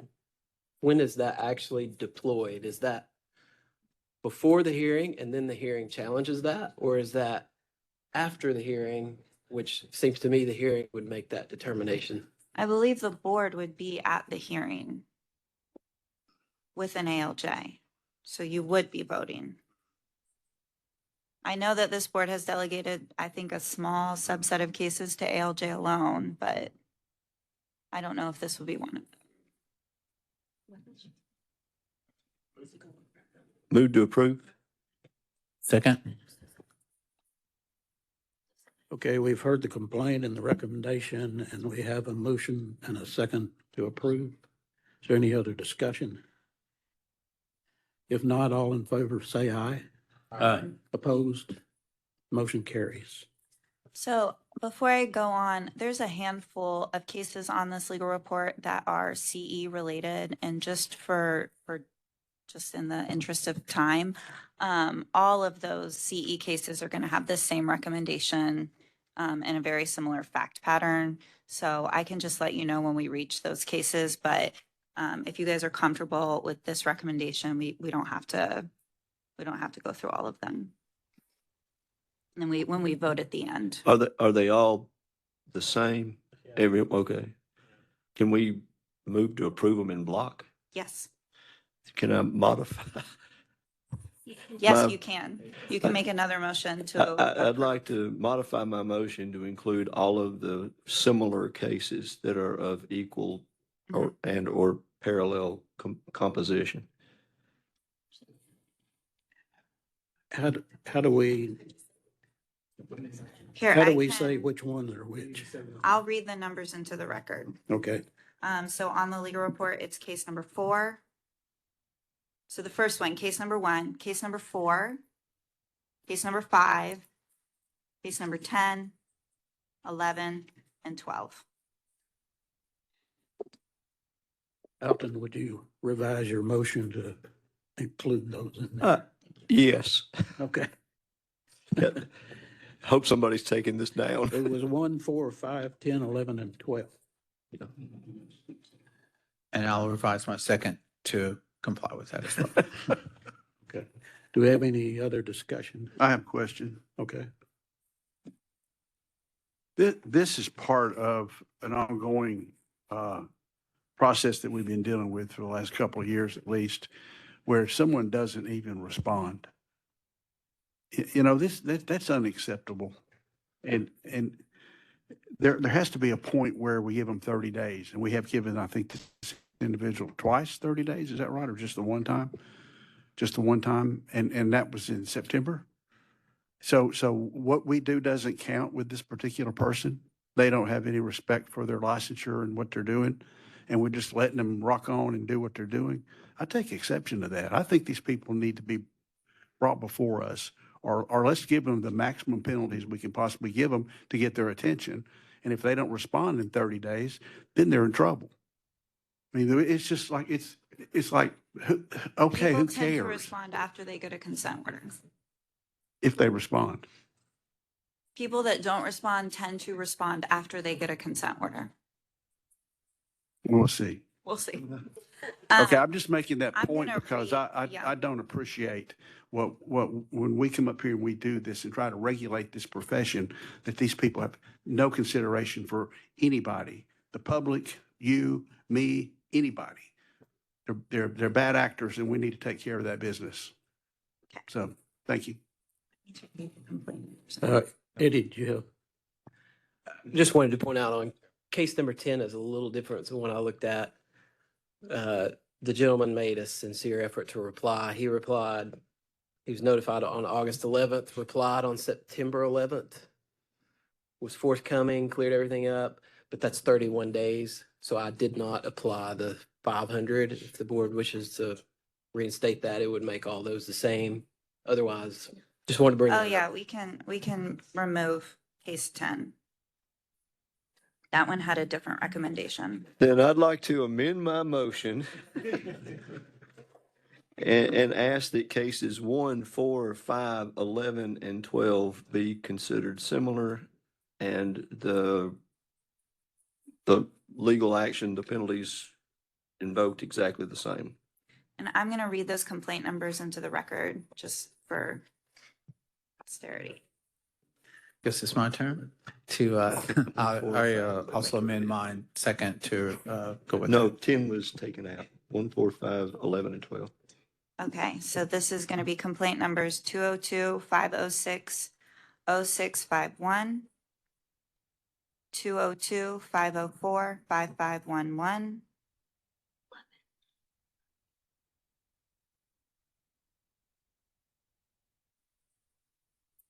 202, 505, 8191, and 202, 506, 0691.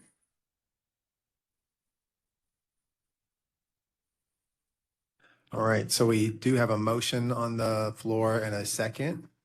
We have any discussion? If not, all in favor say aye. Aye. Opposed? The motion carries. Okay. Case number 2, this is complaint number 202, 506, 0281. This is a complaint against a professional engineer, and this was reviewed by Mr. Collins. The complainant was a former employee of the respondent and alleged that after their termination on September 25th, 2025, the respondent remained in possession of their stamp until October 10th, 2025. Respondent indicated that they shipped the complainant's possessions, including the complainant's stamps, through USPS on October 10th and confirmed that the complainant received them on October 13th. They included the complainant's resignation in the email dated September 25th. The complainant arrived at the building to retrieve their belongings on September 27th, but the respondent said that they were not aware that that was going to happen and that the building was locked. And so that's why they weren't able to retrieve their belongings then. The respondent says if the complainant had notified them that they were going to be coming to the building, he would have let them in. The complainant submitted a rebuttal, kind of indicating the same things, that their employment ended on September 25th, and that they sent a box to the respondent on October 6th, asking for their things, and that the possessions were then returned on the 10th, meaning that the respondent was in possession of their stamps for 15 days following the separation date. And the recommendation was to close this complaint. Mr. Shane, you Chairman, got a comment? yeah, I reviewed that case and, this particular individual was working remotely, leaving his stamps and seals at the office for an unknown period of time. And then all of a sudden he gets concerned about not having for 15 days. I just felt like there wasn't any action that we needed to take. Okay, we have the complaint and we have the recommendation. Do I have a motion? So moved. Second. Okay, I think it was. Did you have James discussion, Eddie? Carter and Brian Tibbs. Oh. We have a motion and a second. All in favor, say aye. Aye. Opposed? Thank you. So the case number 3, complaint number 202-505-2261. This is a complaint against a professional engineer. The complaint was reviewed by Dr. El Said. I believe I'm saying that right. The Consumer Protection Division of the Attorney General and Reporter referred this matter to the board. Complainant is a Tennessee resident. Respondent is a professional engineer. Complainant alleges that the respondent rubber stamped preliminary plans provided by an estimator of a block manufacturer. Complainant alleges that the plans were marked preliminary and respondent stamped the plans as a final submitted for construction. Respondent did not provide a response. The recommendation was $1,000 civil penalty and require them to complete and pass the rules and laws exam.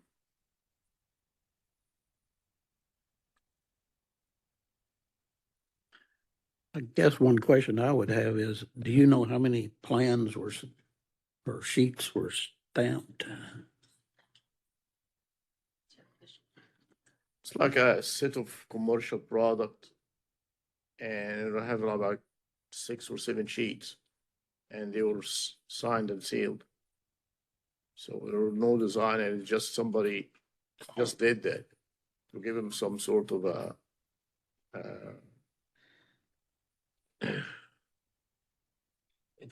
Yeah, normally. Yeah, basically he was endorsing that without providing any calculations or anything, and it just signed and sealed it. Yeah, normally we have a fine per sheet in that situation. We can reconsider. I thought that's, because it's not like designing a building. It was just like a commercial product. When you say a commercial product, what does that mean? It's like when you have a manufacturer sitting. Like a shop drawing? Yeah, it's drawing details for a product that the vendor is selling. Yeah, it's not part of a building or anything. It's just a product that, vendor is selling, and then this individual decided that he's gonna give it some legitimacy by signing and sealing it. So it's like a segmental retaining wall away from the building, but it's still probably, it requires a stamp Yes, to it. without any calculations. There was no calculations provided. Did it have a schedule? A hot schedule or any kind of component to it? It was general in nature, but has this kind of information. Okay. We've heard the complaint. Do we have a recommendation?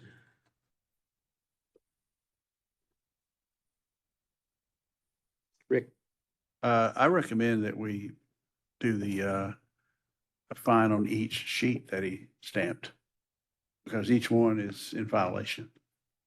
If he didn't do any calculations, or he went on, who knows if it would work? I've had engineers where I've used those types of walls before, and they do their own calculations, and they will not stamp someone else's drawings. So he's a serious violation there, HSW.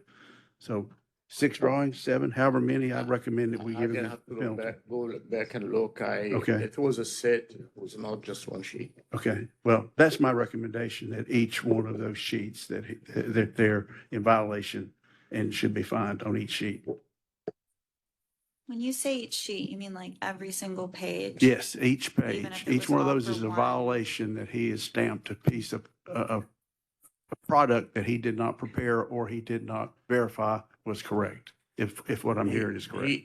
But it's believe one it- product, it's- but it's for every, But it's several It's- violations because each one of those stamps is a violation. He stamped the set one time. So there was a set of calculation and drawings, a set of information and drawings. Yeah, And he stamped and signed the front page. okay, but that included all those drawings. Yes. Okay, so that's, in my mind, there's not really that much difference. And the calculations? You said there were Yeah, calculations in there? there were some information about how to calculate specific items in there. But were those what's the calculations offense? his calculations, or were they provided by No, a it was- manufacturer that no one checked? It was basically provided to him by the vendor. it looks like it's about 14 pages. So his stamp would verify those, or did you get the His- indication it was a rubber? Is basically a rubber stamp for the product. Yeah, I mean,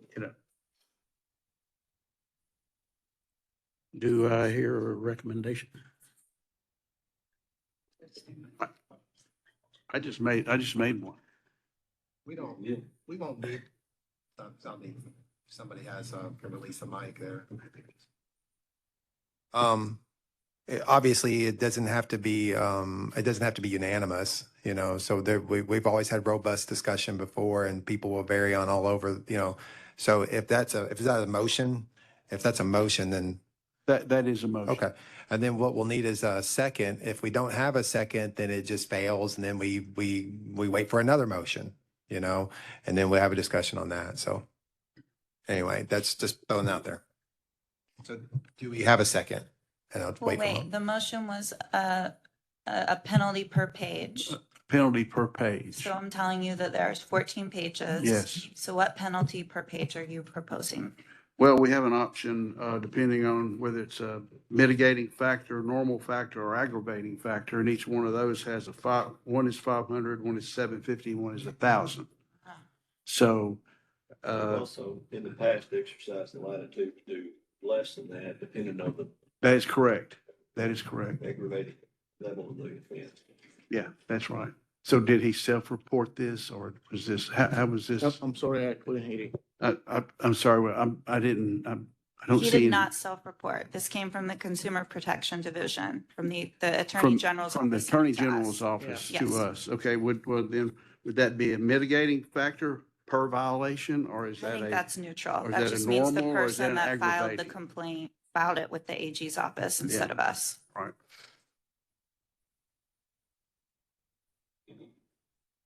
Well, 14 sheets. I mean, is it 500? Is it 250?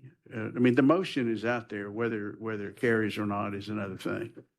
So, I guess I want to make sure I understand, to be clear. So was it drawings that they were building on? Is that, am I saying that right? They were constructing something from it? Or No, it's just a commercial product, like when you go online, somebody's selling a certain type of retaining walls, and they give you some information about it, and that set was signed and sealed by the respondent. so it's not it was not something they would build by? It was like a product? Is that, if I'm understanding it? It's basically, he did that to give this product more legitimacy, but it was not part of a specific building. We're not talking about specific project. It's just a commercial product, and he added his sign and seal to it. And I think because somebody else already asked, was it a shop drawing? It wasn't a shop drawing. No. Yeah. Yeah. As a part of that motion, did you have a range, like a round number? So we have something to sink our teeth in and discuss if somebody wanted to throw a second on there? Well, I would say, in response to Alton, is that I would at least at a minimum 250 per sheet. So I think that's 3,500. Is that right? Yes. So then your motion would be 3,500 then? My motion would be $3,500 and it's at 250 per sheet. Okay. You see those. And so then, And also take and pass the law and rules exam. okay. So then we have a motion on the floor. We'll need a second if we proceed. Otherwise, that this motion will fail and then we'll need another one. So I'll just pause for a second and see if do we have a second. Oh, sorry. Not letting us do it at the same time. So I was going, one thing I was going to recommend is maybe it's a little bit more, but maybe it's not per sheet, but 3,400 is a little bit more. So I think I'm okay to second that motion. Okay, we have a motion and a second. Excuse me. All in favor, say aye. Opposed? Motion carries. Opposed. Oh. We have one opposing. Do we need to call? No?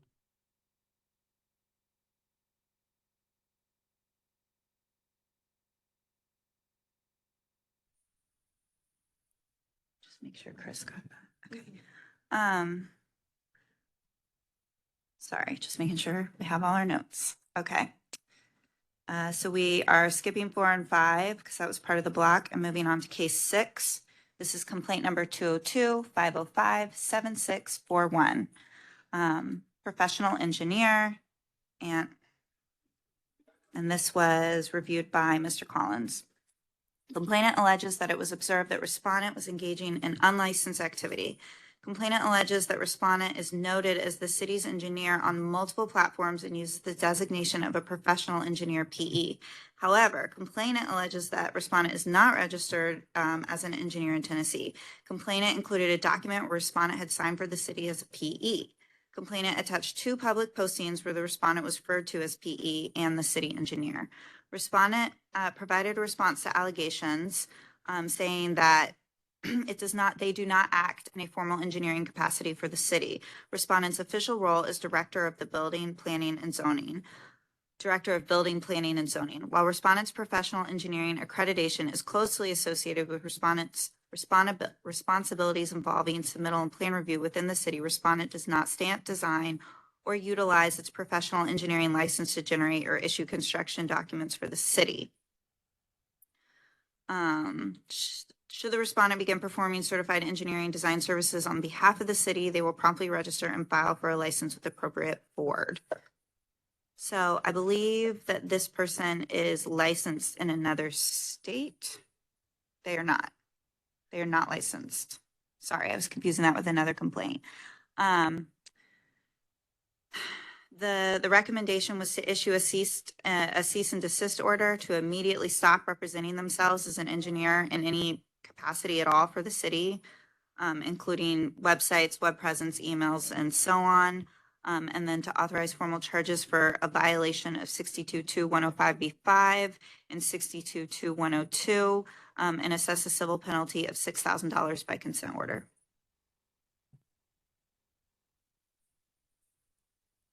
Mr. Chairman, this particular individual thinks because he's not signing and sealing drawings that it's okay to call himself a professional engineer, even though he's never taken the FE exam or the PE exam.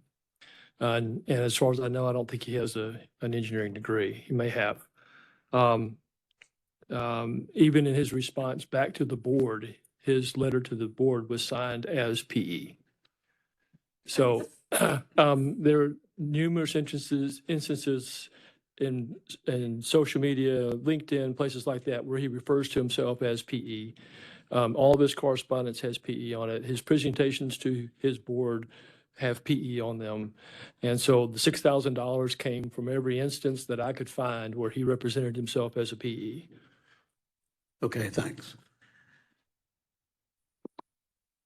Okay, you've heard the complaint and you've heard the recommendation. Do I have a motion? So moved. Do we have a motion? Do we have a second? Second. We have a motion and a second. Any discussion? Not seeing any. All in favor, say aye. Aye. Opposed?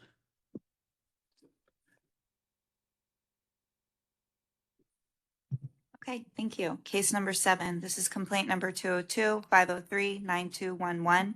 This is a complaint against a professional engineer, and this was reviewed by Mr. Heathcote. Complainant alleges that respondent has been hired by a property owners association. On respondent's business cards, it states respondent is a PE working for the state of Tennessee. The complainant alleges that respondent has presented at monthly meetings to members of the public. Complainant alleges that respondent has stated in meetings that he is a professional engineer. The complainant acknowledges that respondent is licensed in the state of Texas.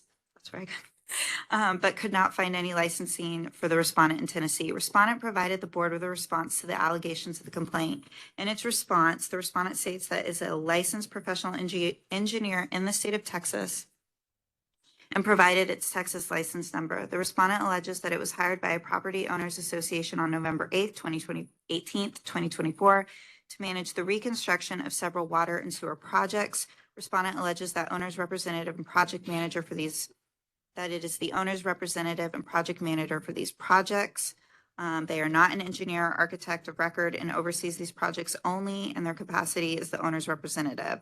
The owner's representative, as the representative, the respondent's role is to provide updates to the residents, POA management, and the board of directors. All engineering work, including designs, drawings, and calculations, are performed by engineers from a third-party company. Respondent specifically presented himself as a PE, both on his business card as well as prepared presentations.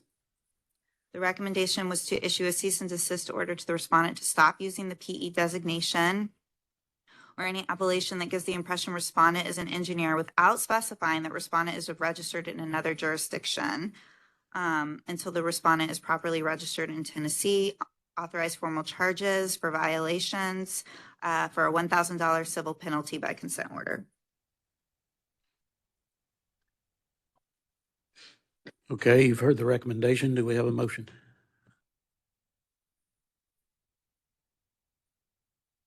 Rick? I have a question.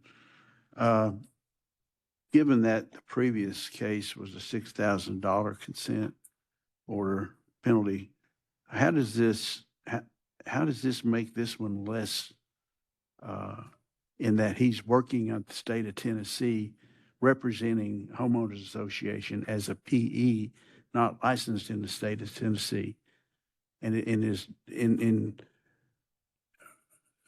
are you going by the $1,000 fine based on the recommended or It's based on the allowable? one incidence that he did this. And so Yes. you're using the aggravating factor then? Yes, of sir. 1,000? I Okay. sure am. That's- In fact, even after he was called out on this, one of the things that he said is that he sealed the plan in my capacity as a licensed professional engineer. Didn't matter that he wasn't licensed in this state, I suppose, but it was. I used the maximum. Okay. So he's somewhat audacious.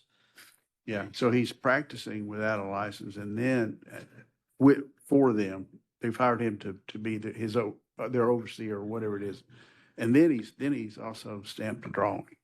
That's yes, he did. So that would be 2 violations, wouldn't it? Well, the fact that he sealed the drawing and held himself out as an engineer is kind of one in the same. He did it without appropriate license. So I just used it as one offense, although I would gladly amend the recommendation to include that. But the way I looked at it, it was one presentation, one project for that property owners association, where he held himself out as an engineer. He presented it on his business card. He also presented it he used it in a presentation that he made that he was a licensed PE, not stipulating that he wasn't licensed in Tennessee.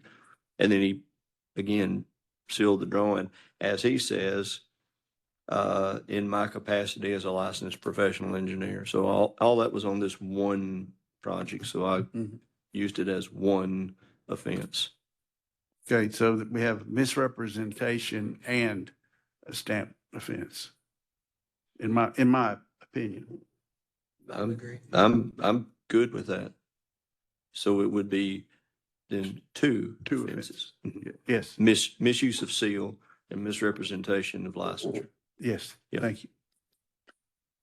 I think one of the mitigating factors that our attorneys considered was that this person is, although they did not designate that they were not a PE in Tennessee, they are a PE in Texas. So I do think that that was a mitigating factor. But you have to be licensed in Tennessee to hold yourself out as a PE, and you'd be eligible therefore to perform those services. I just wanted to respond to him talking about this recommendation being lower than the last case.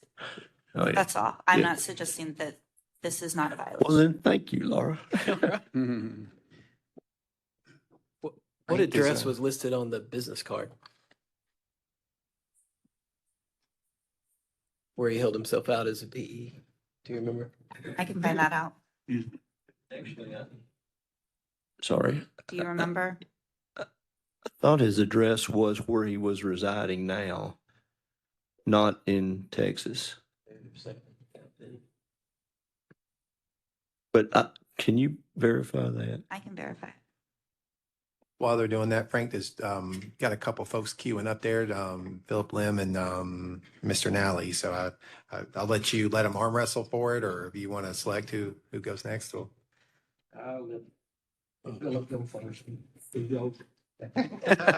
Thank you. Thank you for reminding me that I'm young. Glenn, I think is that true that because he's not licensed here, we can regulate him. As a result, we cannot enforce the law and rules exempt on him? Or this person, I guess I should say him. Yeah, we would, yes, we cannot Because in his recommendation compared to the first case that I said no to, it was, there's a fine line here in the sense that, to me, in this case, Alton did the investigation. He looked at it as one case. But if somebody were to come before the board and literally really stamp every drawing, then I can see that why you need to charge them every drawing. They don't understand that. And I think that the board was gracious enough to discount it to $250 a sheet, which is, I think that's to get attention. But for us, to me, I think it gets to a point where if one of us investigated and we felt like this is it and the board can recommend, surely the board can take different recommendation. But I just think that you have a strong case. This is one incident, and I see where Mr. Thompson's coming from. So I'm sitting here struggling about how to be consistent. That's all.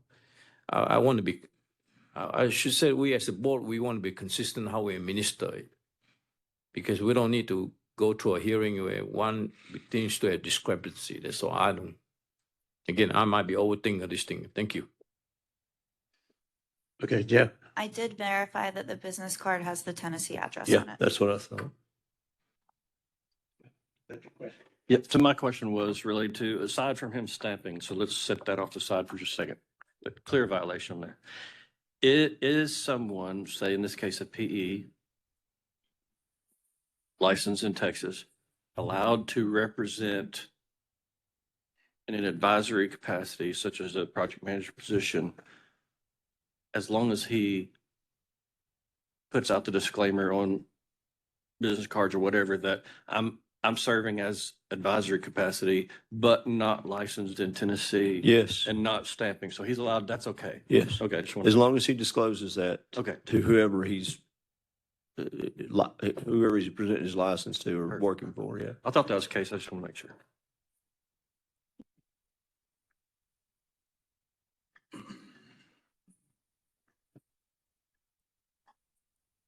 I'm not totally sure where we are on this. We did the requirement of taking the laws and rules exam, by the way, wasn't part of the recommendation. Did you revise the recommendation to make it $2,000? I haven't. I don't think that motion was ever made. Okay. Okay. Yeah. Okay, so The recommendation as stands, do we have a motion? For the 1,000? Yes.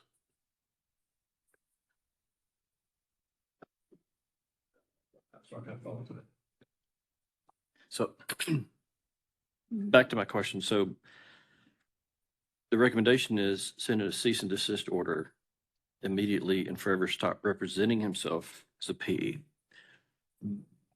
But under my question and the way you responded a second ago, he could still do that as long as he states the fact that he's not currently licensed in Tennessee, right? Well, this The rest of the recommendation recommendation says, yeah. without specifying that the respondent is registered in another jurisdiction and until the respondent is properly registered in Tennessee and authorized formal, well, et cetera. Okay. So, yeah, it was that continuation to make that stipulation. Okay, cool.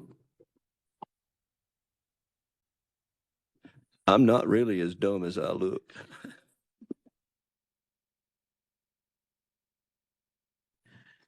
Okay, or do we have a motion?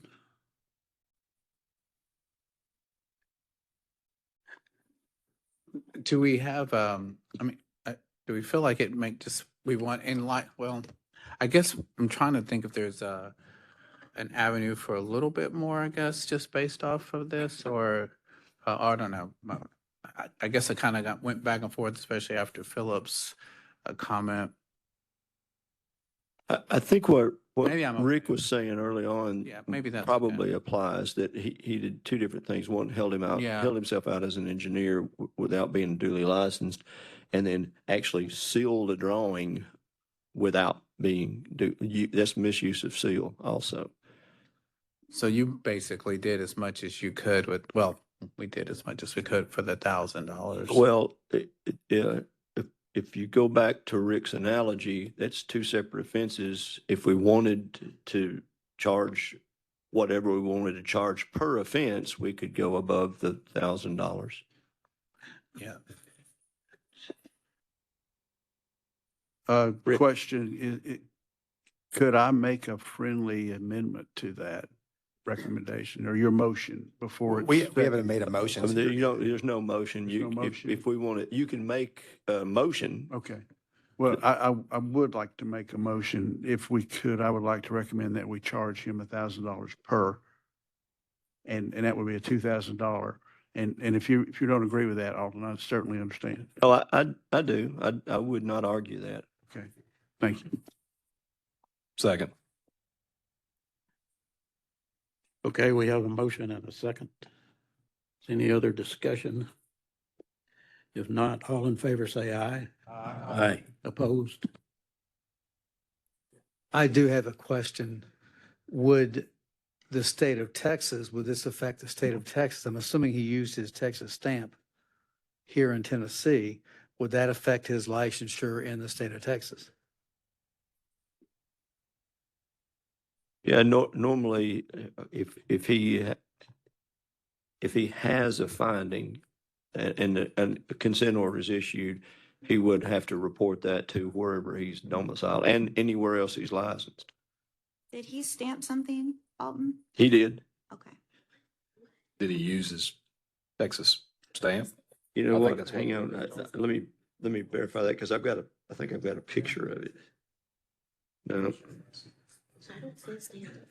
Just generally speaking, how that works is we upload discipline into NCWS's database. And so most folks already know, but they're required in most jurisdictions, ours included, to report that within 60 days or something like that. So certainly during their renewal, it's on just about everybody's application. And the reason we know that is because when we deny an application just for just because they didn't meet the qualifications or they didn't have enough, they didn't have all the stuff at the time that we required it. They really kind of raise a fit about that because they have to report that too. And so not just enforcement action, but if they've been denied. So yeah, Texas should, and if they're following up on their folks, they'll be aware of this. So I think that the intent to have two violations is It is on a business card. He did hold himself, so that's one. And then he did And in hold his himself out in presentation to his the property presentation. owners. But I think we just got conflated with another complaint. He did not stamp anything. That he held himself out as an engineer, but he did not use his Texas stamp on anything. Okay. Well, Does that change anybody? Yeah, you're exactly right. There's another one that I was reviewing at exactly the same time where he did exactly the same thing, but did seal a drawing.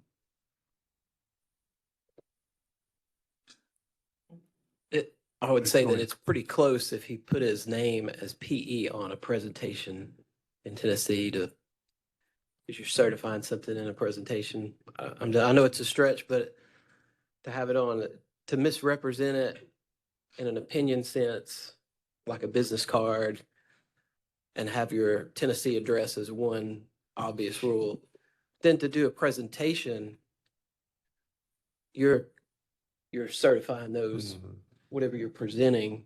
I don't know. Thought it was worth mentioning. Well, we've already made a motion and approved it, so we would need a new one if somebody was on sort of if those circumstances now they're aware of that qualification about the stamp, if that changes The anyone's thoughts misuse about of that. seal goes Yeah. away. Right. So we just have the one offense. Yeah. I would amend my motion Okay. to the original recommendation of 1,000, Okay. given that information. Thank you. All right. Thank you. Do we have a second? Got a second from, was it Dr. Ash? Okay. Okay, we have a motion and a second to amend the recommendation. Everybody heard the explanation, so all in favor say aye. Aye. Opposed? The amendment motion carries. Thank you. Thank you. We're on case 8. This is complaint number 202-505-4751.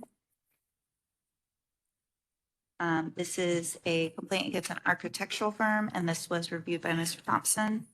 Complainant alleges that in the fall of 2025 issue of a magazine, respondent was listed as an architect. Respondent is not an architect and is a draftsman.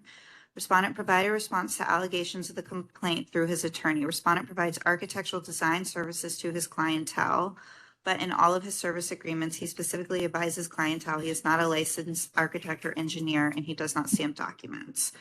On August 20th, 2025, a local magazine contacted respondent soliciting them to purchase an ad in the fall issue of the magazine. The magazine's listing of the respondent as an architect was done without respondent's knowledge, permission, or consent. Respondent's attorney later contacted the magazine regarding respondent being listed as an architect in the publication, and the magazine later stated that it would issue a correction in its online publication. Respondent also included an affidavit in its response. In the affidavit response, the respondent stated that it provides architectural design services, but does not hold themselves out as an architect. They included a copy of one of their contracts with their affidavit, and at the top, the letterhead reads architectural design services. However, the contract also has a sentence that reads that respondent is a drafting and design firm and not licensed architect or engineer, and therefore does not stamp documents. The recommendation was to close with a letter of caution. Okay, you've heard the complaint and you've read the response. Does anybody want to make a motion? Make a motion to approve recommendation. Okay. We have a motion. Second. We have a motion and a second. Any discussion?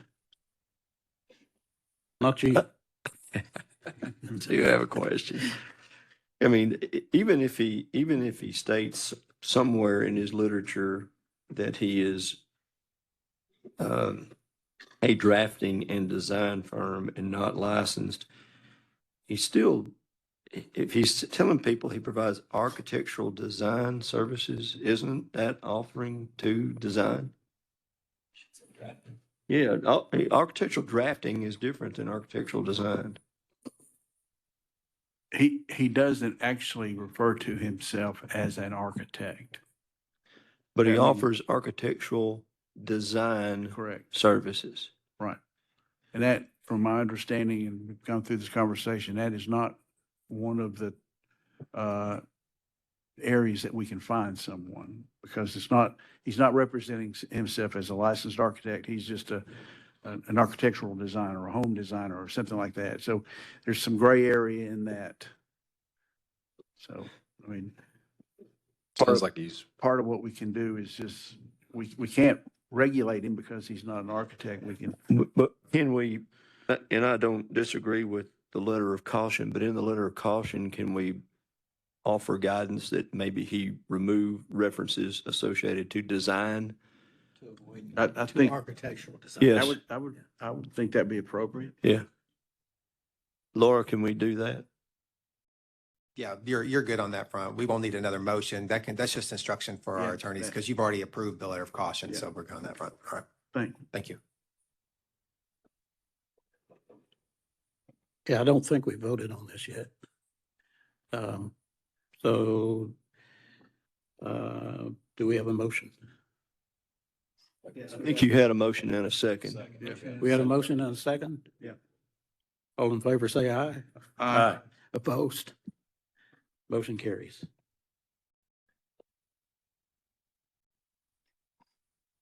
Case number 9, this is complaint 202-504-2891.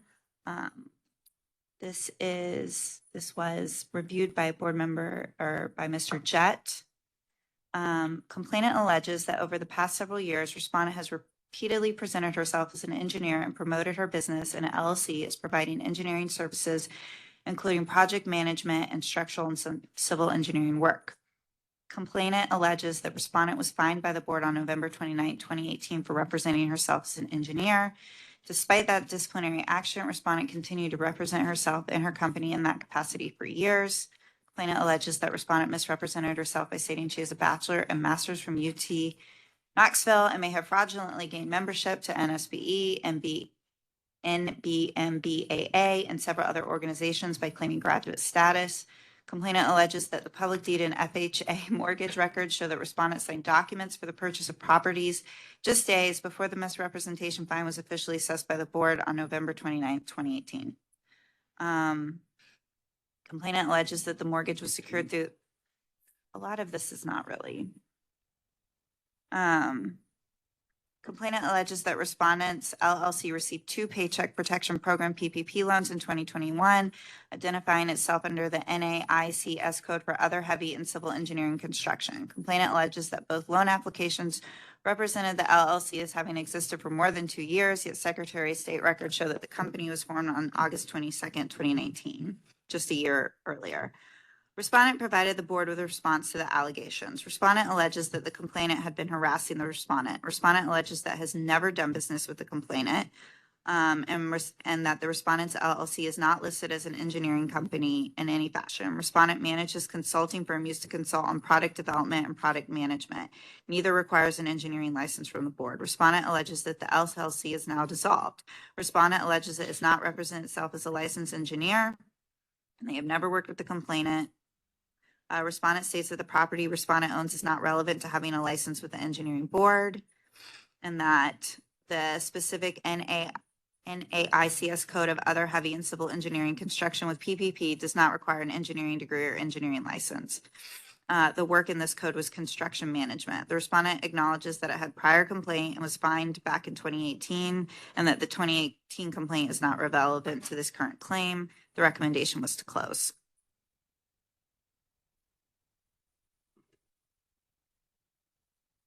Elton? Sorry. You know, there are now ABET accredited programs that offer degrees in construction management engineering or construction administration engineering. And I think there may be 2 in this state that are doing that right now, but at any rate, I'd ask a question to Eddie. When they were doing this, how did they identify themselves? I could not find one instance where an engineer was implied. Civil engineering construction is not. That's construction. But we did verify that they've been disciplined in a previous, but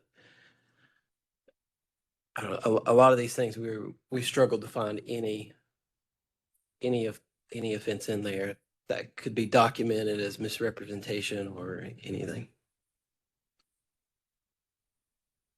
And there was a lot of data. But it seemed to be of a different nature than regulating engineering, but that way. Okay, we have a recommendation to close. Does anybody want to make a motion?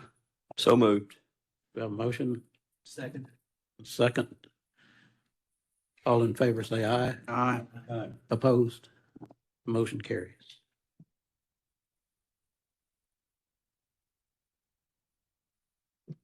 Sorry.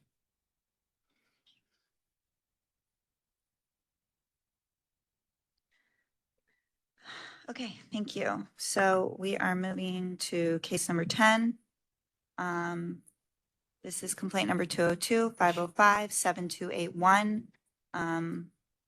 This is a complaint against a professional engineer, and this was also reviewed by Mr. Jett. This complaint was administratively opened by the board. Respondent was selected for routine continuing education audit on August 11th, 2025. Board issued a letter advising respondent that they had 30 days to provide records. Continuing education claimed from the March 1st, 2023 to February 28th, 2025. Respondent didn't comply with the request for additional information within the 30-day period. However, on September 11th, the respondent emailed the board a letter claiming that they were delayed in receiving the audit request. The letter also advised that the respondent retired in May 2022 after working as a professional engineer for 40 years, and they mistakenly believed that the 12 professional development hours earned in 22 could be applied to 23. Respondent submitted their continuing education documentation to the board on September 11, 2025. This complaint was filed on September 29th after the conclusion of the continuing education audit. Complaint asserts that respondent failed to complete the required 24 hours of continuing education between March 1st, 2023 and February 28th, 2025 by 6 hours. However, respondent submitted continuing education certificates earned after February 28th, 2025 for the 6 deficient hours. After initial review, a registered engineer seeking biennial renewal for the 2-year period shall, as a prerequisite for renewal, submit satisfactory evidence to the board, having obtained 24 professional development hours within 2 years immediately preceding the renewal. Respondent failed to complete the required 24 professional development hours between March 1st and February 2028. The respondent's assertion that they are unaware that they could not apply hours earned in 2022 to this period is refuted by the fact that all registrants were previously notified that carryover credits for continuing education would not apply to certificates of registration that expired in 2023. The recommendation was the respondent was to be assessed a civil penalty of $500 and required to take and pass the rules and laws exam.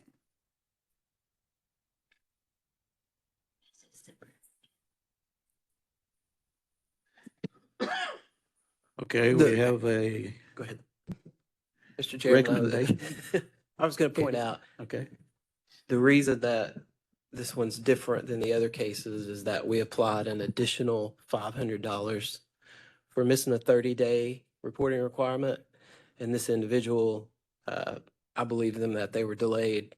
They missed it by 1 day. So we did not apply that, but that's at the board prerogative. If you want to apply the additional 500 for missing the 30 days. Just wanted to mention that. That's how it was different. I don't, Elton might. He's not allowed. Okay, you've heard the complaint and the recommendation. Do we have a motion? I make a motion to approve recommendation. Second. We have a motion and a second. All in favor? Aye. Opposed? Motion carried.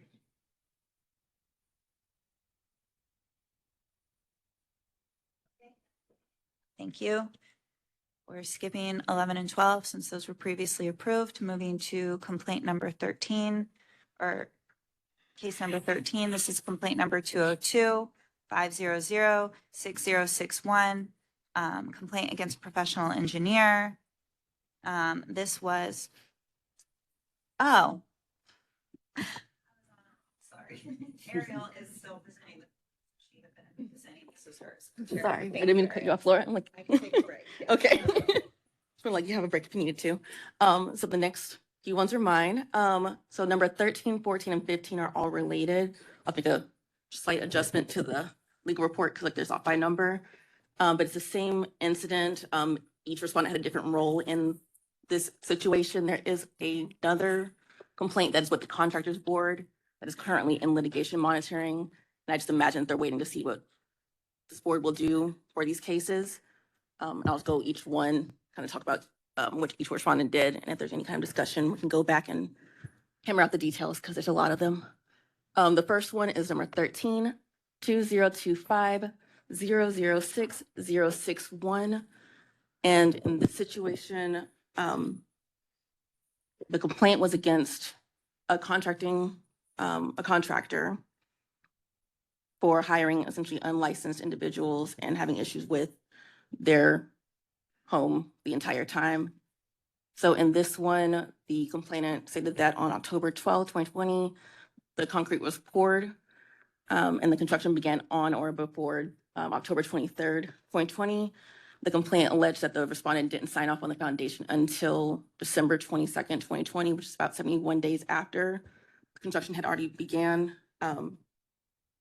And the complaint also stated that they never saw the respondent at the site, and they just signed off on this pre-construction report that they never saw.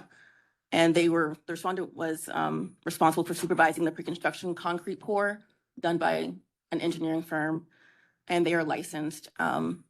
They denied the allegation that they were not present during the construction project, and that the discrepancy in the numbers is because they had a delay in being informed about the building permit number.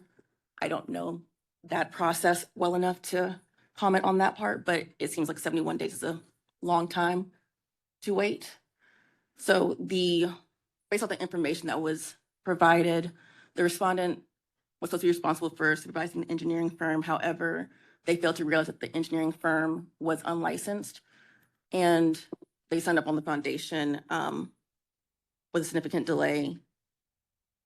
And it's unknown if they were there or not, but the main issue is affixing their seal to something that was done by an unlicensed individual. The recommendation was for a discussion just to see what kind of disciplinary action would be appropriate for this respondent.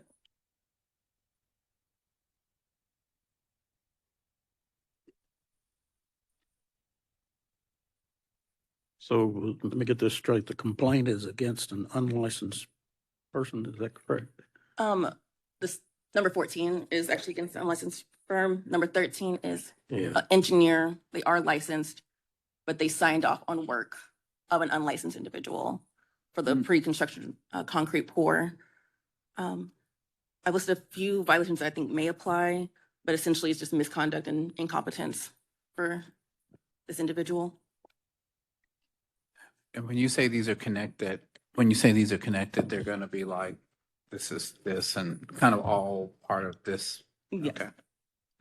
Number 13 and 14 are the most interconnected, I'd say.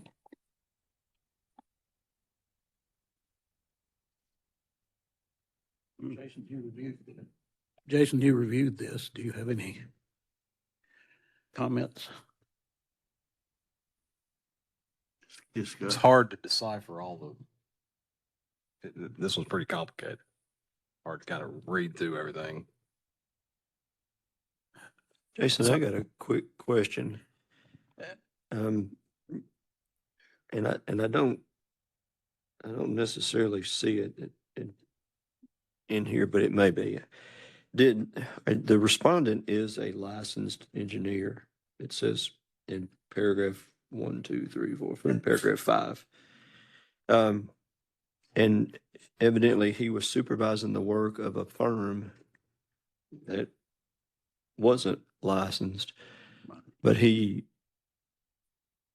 used his seal to approve a drawing that the unlicensed firm prepared. Is that? I can't remember. I don't. did this person actually place their seal on? So they something? signed off on like, I guess the pre-construction pour for the foundation of the home. That's gonna be, I guess, 3,600 feet. Yeah, it square says he feet. signed Um, off on the foundation. So that's what they signed off on, was Exhibit 2. that part, and they are licensed. I think their license expires April of this year. It's exhibit 2. Misrepresentation. I don't think they were for that. While they're talking, so how do we know that She'll understand. that they didn't oversee it? Do we still know? I mean, even though they could have hired him to review their drawings, do we know that they weren't? I mean, how do we know that he didn't have supervision over it, I guess? Just because they could have hired him, that's all. Go ahead. Yeah. Yeah, they did admit that they were responsible for supervising the engineering firm in theory. And because it's out of my expertise level, I wasn't sure like how people were verified, but they were unlicensed for a very long time. And so in my mind, I would think that if you're gonna work with someone, you would know the person you're supervising and their licensing status. But that just could be an assumption that I'm making on that.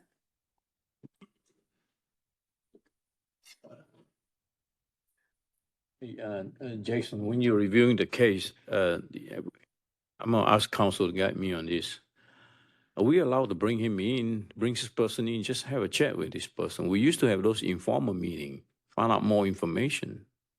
We won't be able to do that since everything's. Are we allowed to limited. do that? No, everything's anonymous. We could do that if we had a Thank you. hearing.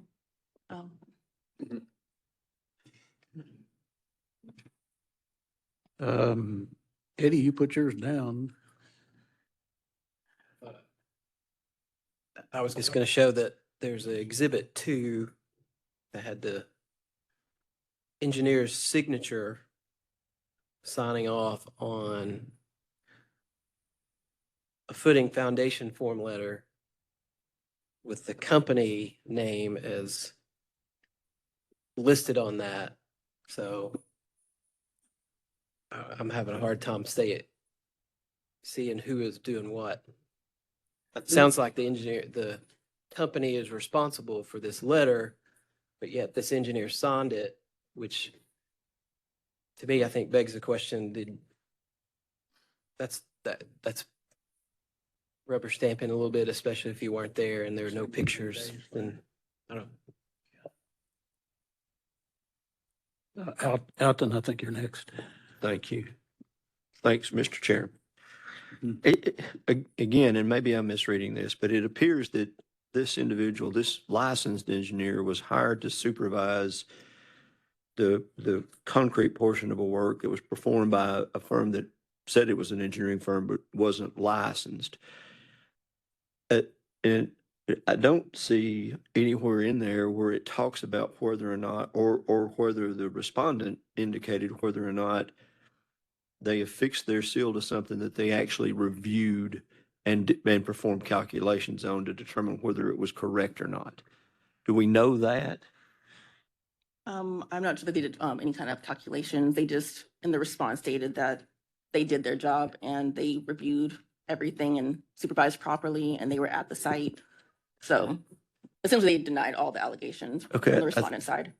And maybe what we would want to do is try to get more information from the respondent about this. For example, if they were out there and they were reviewing their work, then one of the things they would have wanted to know is what's the concrete mix design?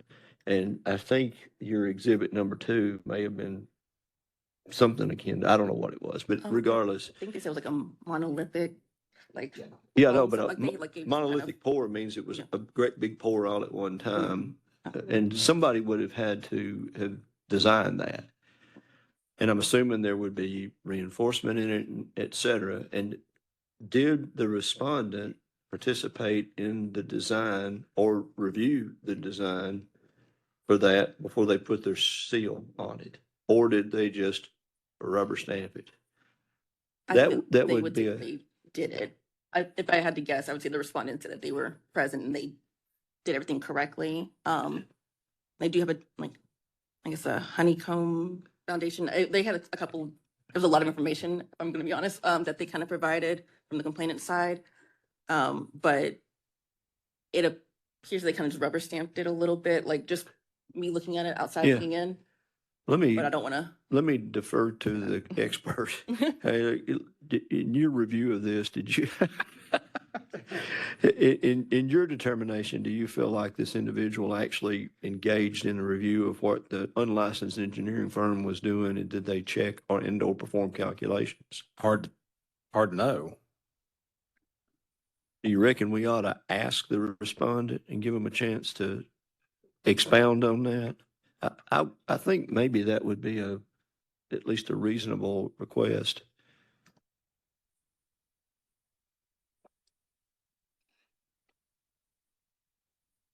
Sure. Yeah. I was trying to look up the actual definition of responsible charge and wondering if an engineer can exert responsible charge over another company that they don't work for. I would think no, that's why but I'm having trouble looking that up. That's essentially what I think.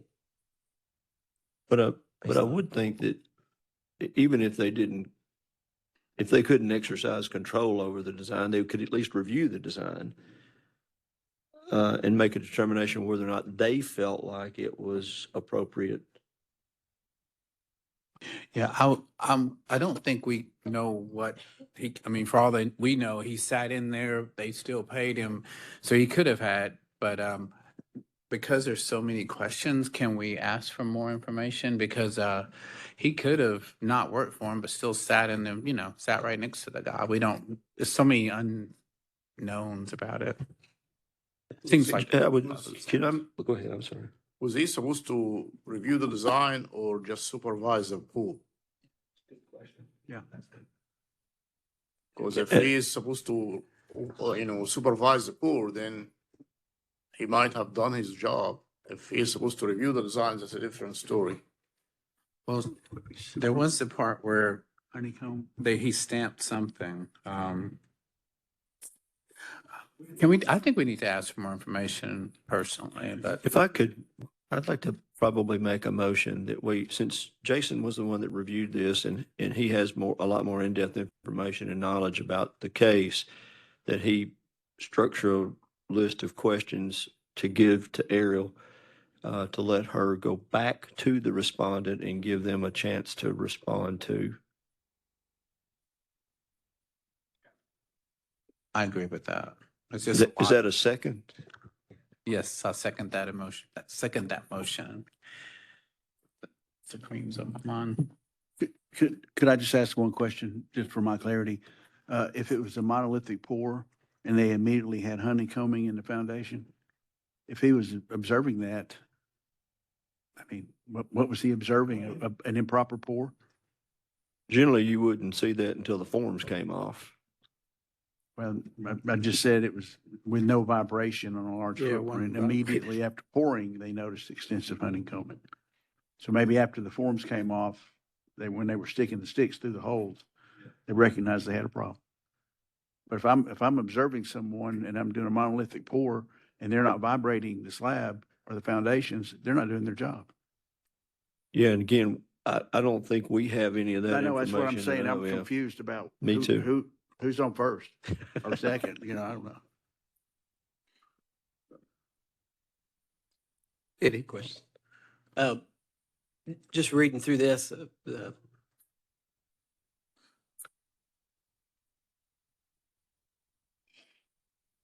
my impression of the whole thing was that the question is, can the engineer sign off on a letter?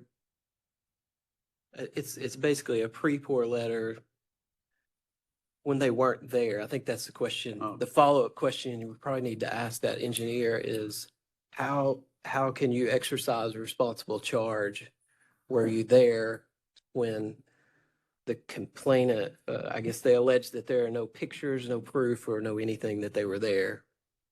I think that was, when I read through it, I was like, okay, I think I know what they're saying. The engineer signed the letter, wasn't there for a company they don't work for that advertises engineering services. And then there was problems. So- I don't think we have what they've signed or what they allegedly. I was like, just to clarify, for all this kind of structures from like a builder contractor and they hire the individual. So this specific respondent was hired for the supervision of the like the concrete pour before construction began. You hire people to do like a third-party inspector or third-party, observer all the time. They signed a county code enforcement engineer footing and foundation form letter, and they have their stamp like affixed to that. The issue with that is that occurred in December when the pour happened in October. So it was like a 71-day delay. They're saying that the delay happened because the builder didn't inform them of the building permit date. And so I don't know how that part works, but that's what they were saying made the long delay happen as far as like the dates not matching up easier. The main issue is that is affixed to work done by someone who is unlicensed. And I believe there is one specifically, is the Tennessee Comprehensive Rules and Regulations 0120-02-07, subsection 3. It says the registrant may not take over, review, revise, or sign or seal drawings on or revisions thereof when such plans are begun by persons not properly licensed or qualified. And it continues on, but that I thought was the relevant part.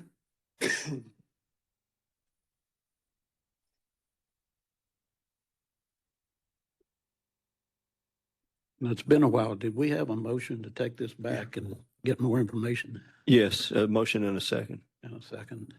Okay. We have a motion and a second. All in favor, say aye. Aye. Opposed?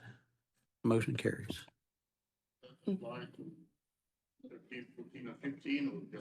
probably just for 13 for that one. But just to clarify, what additional information you're just wanting, just to see where their supervision duties were, if they have any additional photographs or proof that they were on the site? Yeah, I think Jason is going to put together some questions and some other continuation of his review. I don't, not to speak for you, but that's right. So, and he'll just give that to you.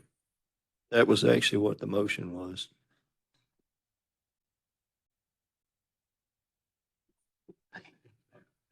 Also, keep in mind, just generally speaking too, with the backlog that we have, sometimes and in this case, it just gives me an opportunity to think about it. In this case, it may not necessarily apply, but it makes my mind go there. If you were to, oftentimes we just have to go with the information we have because sometimes there's a delay in getting that. Sometimes they don't give you any more, right? And so where we get that is in that pipeline for due process is going to be at the formal hearing, because then if they based on the information we have, we send them a consent order, they sign, it's over, and then if they don't sign, then at that point they're going to go to formal, and then we're going to get up, all the information or a default judgment potentially if they don't show up. But nonetheless, I don't want you to feel like in the format we have now that you would have to have every box checked. You know what I mean? Like oftentimes we have to make decisions just based on what we have. And I That's okay, I don't too. think we're there yet. I just think there's clearly not sufficient information for us to make that decision until we get additional data and information from the respondent. I felt that was the case in this one, as well, but just makes me think about other ones if we get into some other, that where maybe it doesn't rise to the level here. It seems like there's a lot more boxes checked. There's not just one box to check, but there's several boxes to check here. And so that's fine if we want to make sure you got the information, that you can get the information that you need. But in other cases where it's just one box and you feel like, well, no, we have enough here that we could forward a judgment, then in those cases, we'll want to send those on. So that was all. Thanks. Yeah. I want to make just one comment, and from an experience level, we have in multiple states and municipalities been required to hire an independent inspector. That inspector may or may not be a licensed engineer or architect, but they are coming out there on the job and looking to see, did you put number 5 rebar in there and how many did you put in there and they take a picture, it's not his responsibility to be responsible for the design. It's his responsibility or her responsibility to verify that that was built per the drawings. So there's another just confusing thing going on there. And it really is a redundant thing when you have to hire somebody, because if you're responsible enough to go out and inspect your own work, you're not going to worry about some guy going out there and doing it for you. So it's just another thing out there that we have to deal with. So just another cloud to throw in there. Thank you. Right, we good with that one then? I think we're ready to move on to the next one. Aaron, go. Okay. So number 14 is 2025-007-221. And in this situation, an unlicensed individual was using the credentials of an expired engineering firm. On the core account, there is a license for this respondent that does come back. However, the designation is deceased, active. The person who's in charge, the principal engineer for that firm, has been dead for a while. And the last time it was renewed was in 2002 and it expired in January 31st, 2004. So essentially this person has just been using and acting as if they're a licensed engineering firm for over 20 years.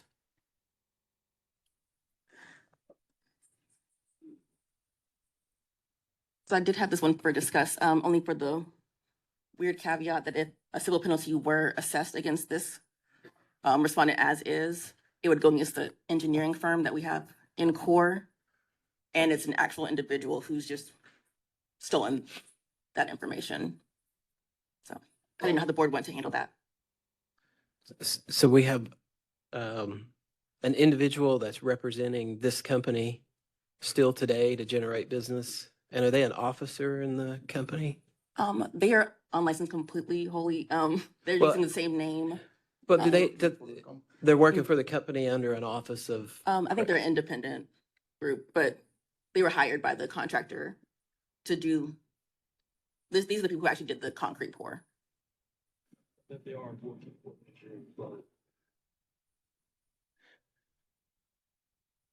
I guess does the engineering firm is no longer valid, right? Correct. But they're Yes. still operating and using that name to do business. Yes, this individual is, yes. Okay. They have the same last name, different first name on like their communications, but it's very clear they've just kind of taken over. Maybe it's like a family member. I'm not entirely sure how they got that access to that information, but they do have the same last name. It's a unique last name. And so the engineer that signed off for this company does not work for that company either. No. Okay. No. So, man. So the engineer in number 13, separate person, just hired to supervise. Number 14 was the group or individual who did the work that was supposed to be supervised, but they are unlicensed.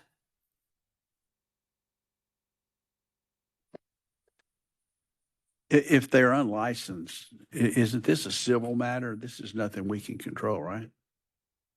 It's unlicensed activity. The only thing I think was the civil penalty and how it to be like assessed. Like, I guess like, because if it was against this person individually, like their name, as they are like still actively advertising under this engineering firm name. They have a website, they're communicating, they have multiple documents in this case where they sign their name and presented themselves as So an engineering they're firm. fraudulently signing a name. Yes, Okay. Mhm. And they are not licensed architects or engineers. correct. So they're John Q. Public out there acting like they're an architect or an engineer. Yes, they're just using. Is this the firm that we but just, They're using a firm. that's old. this is the firm we just talked about in the previous? Yeah. Okay, the unlicensed engineering firm in the previous No, these are all complaint? three related. Yeah. So the first one in number 13 was responsible for supervision. Number 14, the one that we're discussing now, was the one who did the work. So this is the unlicensed engineering firm. Good grief. They're all kind of interconnected in a very, Okay. I'm very just trying tangled to way. get my mind straight. Thank you. So we have documentation from this individual representing themselves as the company. I'm so sorry. Could you repeat the question? We have documentation showing this person's name representing that company, and the company is no longer active in their So we have the ability to fine this person because it's unlicensed activity, because theory. their company and- name has engineering in it? In theory, we could probably try to find the individual. They have a different first name. They're using the same last name. Okay. I think they've been using the documentation, so in theory, we could just use the same kind of address, but they didn't provide a response for this complaint, so we'd probably just send like an investigator out to try to find them. But this would be against the firm, right, for not having the appropriate certificate of authorization?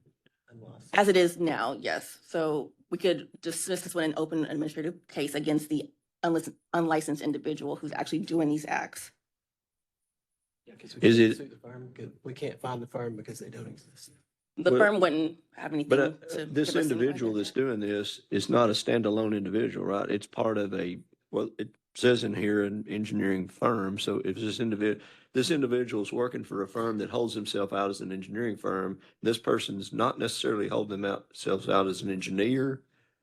No, Or they're doing the work as if they're an engineer. And I believe, and again, I can't speak to what they're doing, but based off what I've researched, it looks as though it's one person running this engineering firm. They're doing everything themselves, and they're unlicensed. and they are unlicensed. So we've yes. got two issues. One, the firm who doesn't have a COA, and two, an individual who's practicing under a firm that they say is an engineering firm, but they're unlicensed. This individual is unlicensed. I think they just stole their information. Like, so Wow. the firm it has a license number, but it's expired. The individual who was in charge is deceased.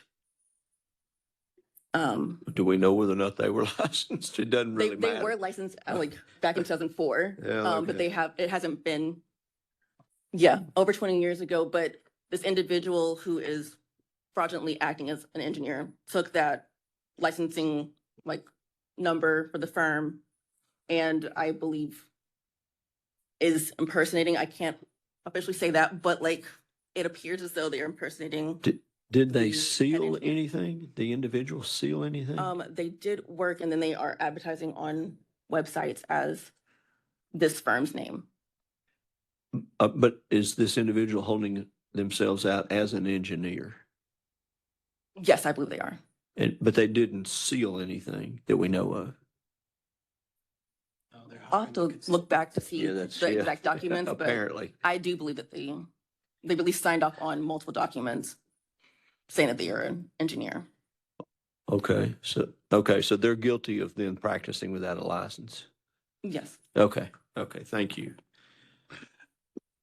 I hope I'm not going backwards, but let me recreate the story, okay? So there's a construction company that's actually pouring this slab.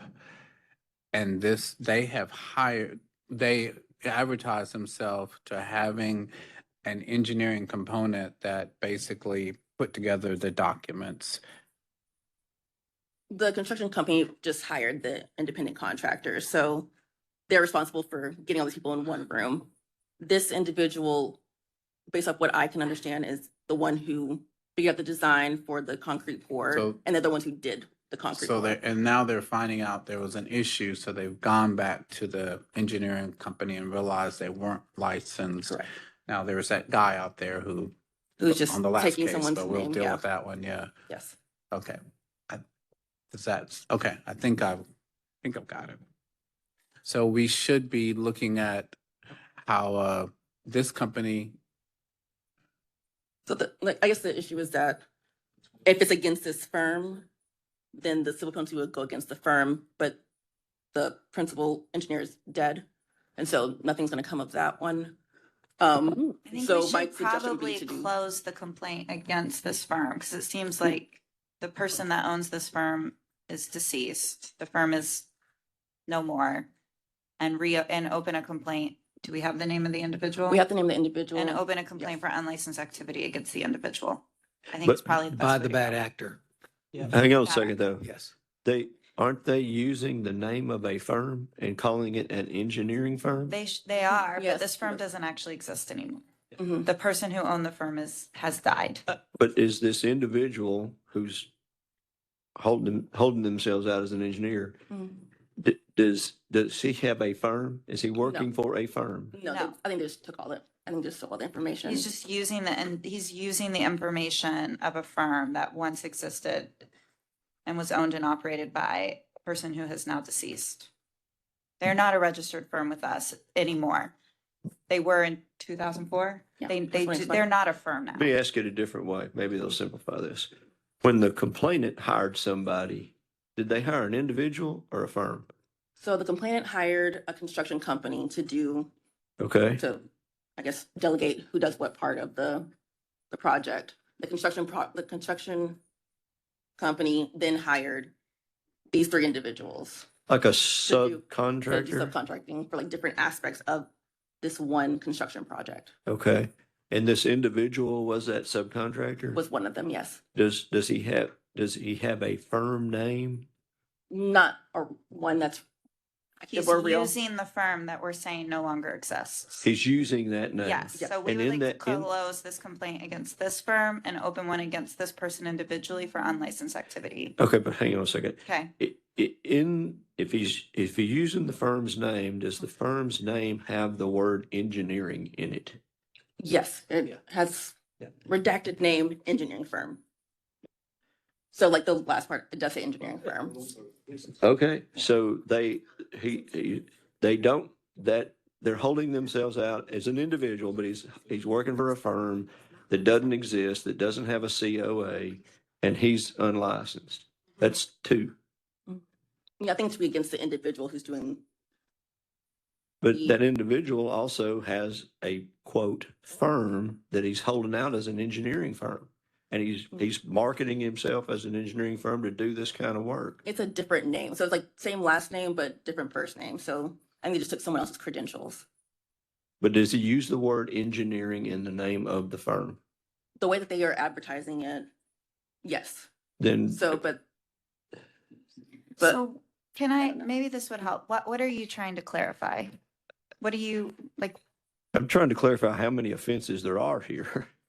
And Well, I think that's the new complaint against the individual. The new complaint against the individual would be for unlicensed activity. And then we would be able to verify, just like we did on other cases in the legal report, okay, on 4 different occasions, they held themselves out. We'd be like, okay, they've held themselves out individually, they've held themselves out as a firm, they've stamped, they've done this, that would be a new complaint. But right now, we have a complaint opened against a firm that at one point was licensed with this board, but it doesn't exist anymore. Does that make sense? yeah, but the individual that proposed the work to the owner did it as a firm and implied he was licensed in that firm. Okay. So you got somebody saying, I work for a firm, even if he's a sole practice, if it's a sole entity that says he's got a firm that's XYZ engineering. Okay. And then he's holding himself out as an engineer with inside that firm. And to me, that's 2. It's an unlicensed, it's an unauthorized firm and an unlicensed individual. Which you'll bring against him.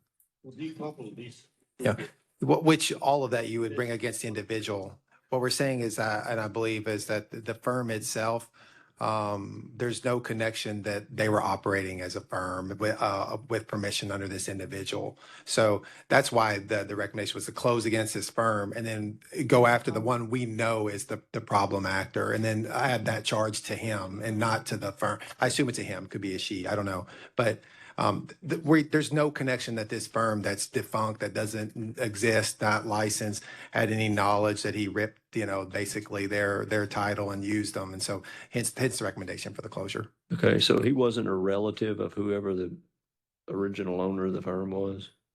There's no indication that was the case or anything along those lines. Same last name? they have a very unique last name. I don't know how they would have gotten the Okay. information. I just don't have that as a concrete So- fact, Okay. but they could be, yeah.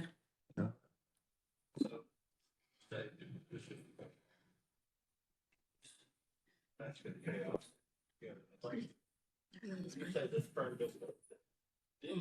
Did they continue to register this LLC or whatever it was, corporation with the state of Tennessee, so that even though the essential primary business owner still gets dead, but did this continue on as an entity, or did they open a new entity and use the deceased credentials for that new entity? I did not check like the business website to see if they did an LLC or continued that way, but from core and what I could see on that account, they did not continue to like try to renew it, or there's no one else like registered under that firm. So, Will you turn on your microphone, well, sir? I tried that. Okay, there it is. So it appears this person opened a new company. Same No, name, so same name, he- same credentials. Okay, but a company can't continue to exist if someone doesn't re-register it with Secretary of State, right? So annually, he's got to say, here's, I'm one of the officers of or whatever. So the firm continued, even though the principal of the firm was deceased, the firm continued to exist. Is that correct? In apparently in name only. Right. In name only, even though it wasn't necessarily legal by the book, it still existed. That's what I'm trying to understand. Is it probably proper to say that this guy was fraudulently using the name of a company that didn't exist in order to promote his own activity? So the firm itself did not exist. He did not create a new firm. He was just using the name of a firm that no longer existed. I think he clearly perpetrated that, yes. Yeah. And that's all that's known. The unknown, we can't deal with. You know what I mean? Like, we have to deal with what's known. So based on what's known, that's hence the recommendation for the closure. But this individual will get dinged for all of the stuff down the pipe. Now, keep in mind, we still got some other complaints, and we've got a presentation at the end of this, and it's already running at 1:30. So if we do owe ourselves may have to get a due process and due diligence in resolving these. Right. Correct. At whatever time it takes to get to a point where we can make a recommendation or a motion, I think we should do that. I think I followed what council got to. I think it does, we should make a motion to close this and go on to the, and open a new one, just kind of what you said. So I make a motion to close, I'm just gonna say close it. And then administratively open one against the proper respondent. Yes, right. I second. We have a motion and a second. Any discussion? I don't see any. All in favor, say aye. Aye. Opposed? No. Motion carries. Just for clarification, we just closed number 14, right? Yes, and then we're going to administratively open a complaint against the individual who's doing all the fraudulent usage of firm names and things.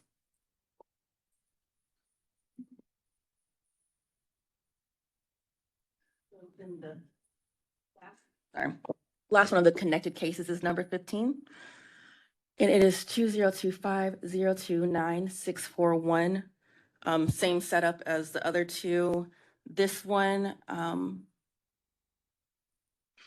this individual is a licensed engineer, and they essentially had an ongoing contractual relationship with the builder that they failed to disclose to the complainant. They only found out afterwards, and they did the testing and inspections. And so there's kind of like a fear that they weren't being able to look at it clearly since they have an ongoing relationship with the builder, and they were working with other houses in the same subdivision at the same time as working on this complainant's house.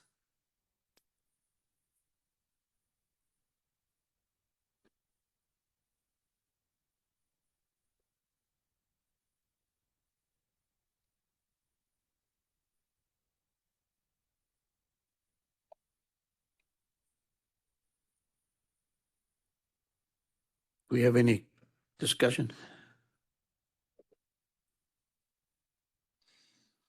Do we have a motion?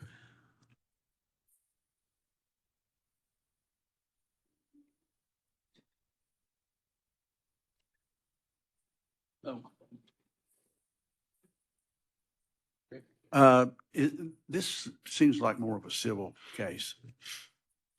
I believe there's I a mean, who, requirement to like disclose any kind of, just like, potential like impartiality. Like, so they have to be impartial when looking at all the parties. So that it's a potential conflict of interest is what but I was thinking whenever I was. it's he said, she said kind of thing. Well, the respondent admitted that they do work regularly with the construction company.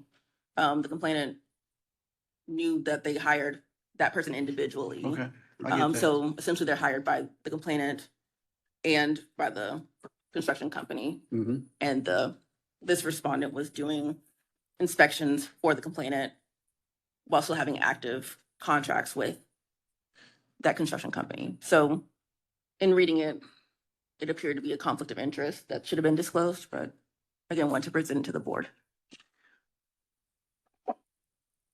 Got a quick question.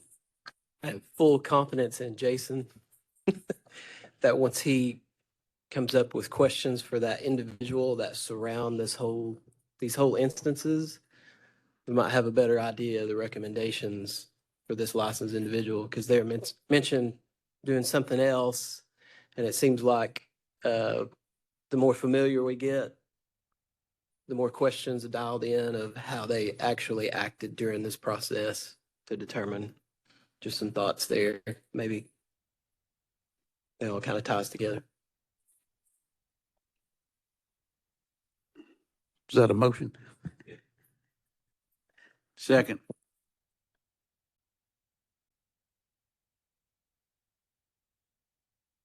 I'm not sure. I don't- You I may don't know need what- to repeat the motion. Yeah, I guess. Move it to the next board meeting, go with Jason. Are you asking Yeah, for, go ahead.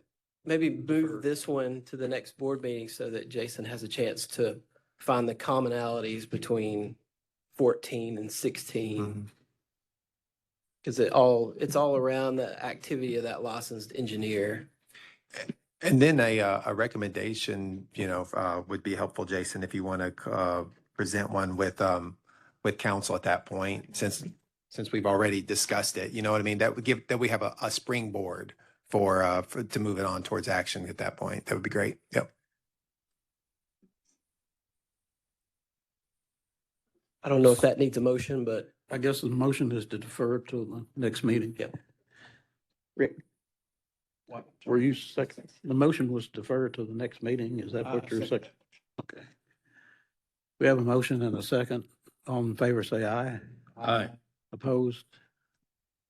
Motion carries. The last two that I have, hopefully won't be as rigorous or, involved. Number 16 is 2025-065-021. This is a complaint against a registered engineer. And essentially they said that the respondent constructed multiple additions to a property without getting the proper permits, and that they had been adding things since 1995. The complaint had a lot of vague kind of allegations about the respondent, like them working and not possibly knowing if things were valid or not. The respondent has been licensed, and it appears it's more like a personal issue. And so the recommendation was to dismiss this one. Yeah, so I reviewed this case and, the respondent is a licensed engineer, but the construction they're talking about that he was doing was on his own house. He may not have pulled proper permits and that sort of thing and all that, but I don't know that it's anything that our board would get involved in. And the complainant is the spouse of the person. So it seems to me like it's a personal matter and we should just, yeah. Okay, we have a recommendation to dismiss. Do we have a motion? We have a motion? Second. Motion and a second. All in favor, say aye. Aye. Opposed? And the last one that I have is a represent. It's number 17. Number is 2025-037-401. May or may not remember this one. It's kind of exciting since we don't get cases like this usually, but it was an individual who was sentenced to prison for 2 years for a peeping Tom allegation with a possible release date of 2027. The initial recommendation was to have them sign a consent order. However, I looked up where this individual is and they are up for parole December 2026. Since it's unknown if they actually get parole, the recommendation is to put this case in litigation monitoring and revisit this matter again, the first meeting of 2027. Then we'll know if they are out or not. That they're still inside, they're not gonna likely be able to make any payments. Not to speak on their financial situation, but unlikely. And they couldn't make it to a hearing.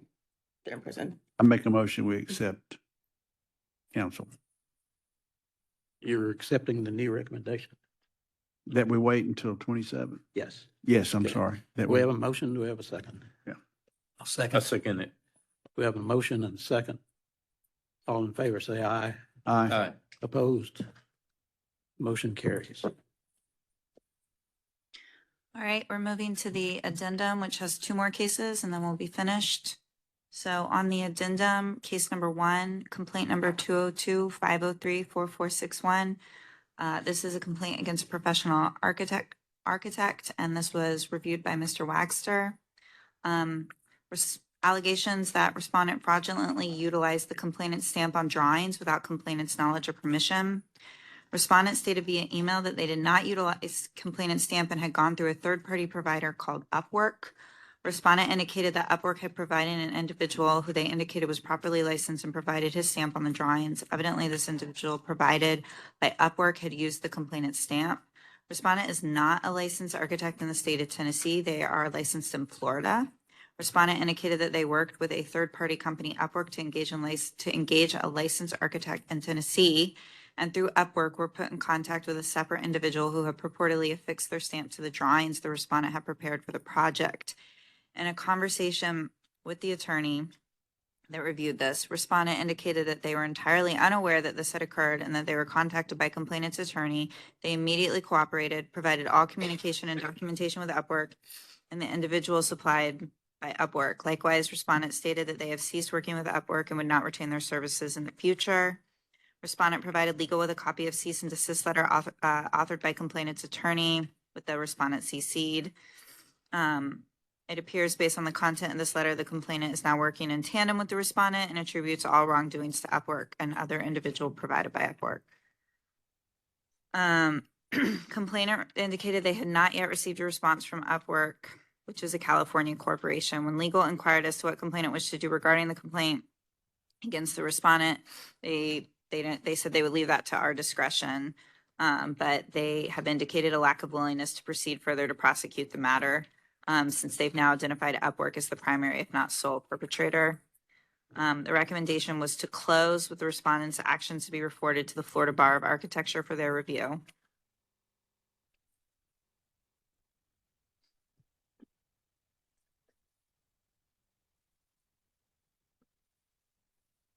Yeah, I reviewed this, and the reason for the recommendation is the respondent is not a Tennessee architect. And it's convoluted, and it makes you want to look at anything that Upwork has been associated with. But apparently to condense it, this guy hired somebody from Upwork to give him to stamp his drawings, basically, is the way I understood it. And now he's from Florida. Okay. And this guy apparently went to our website, found him an architect, got his stamp, and used it. And so they're going after Upwork, which is what they need to be doing. But I'm saying there's not a lot we can do to it, so I'm recommending closing it, but reporting this guy, this Florida architect, to the Florida Board of Architects for basically, in my opinion, hiring somebody to stamp his drawings that didn't have any responsible charge for. So that's the reason for this recommendation. Quick question, Frank, was Upwork, were they doing a project? Was this project somewhere in Tennessee, whatever it was?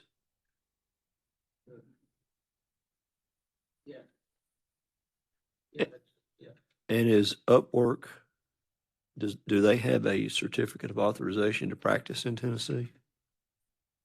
They have a list of people. So Upwork is an organization that connects people to other people to do jobs for them. Kind of like Amy's List or something like that. But they have been doing stuff, fraudulently like this all over the country. They are not a contractor. They're not an engineer. They're just a software company that connects people. Yeah, with no restrictions on them. Also, I just want to clarify, I think the project was occurring in Florida, Yeah, I think they're a California company, maybe. right? But I think the Yeah. project was a Florida project. But I do agree with Frank, and I agree.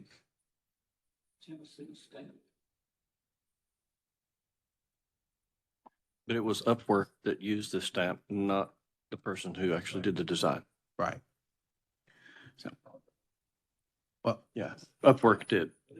I'll put it out there. I make a motion to, oh, sorry. They were needing a Tennessee stamp. Mhm.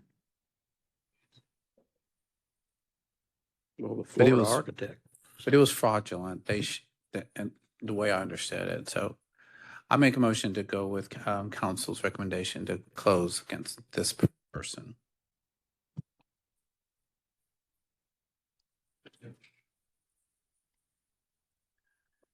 We have a motion and a second. All in favor, say aye. Opposed? Motion carries.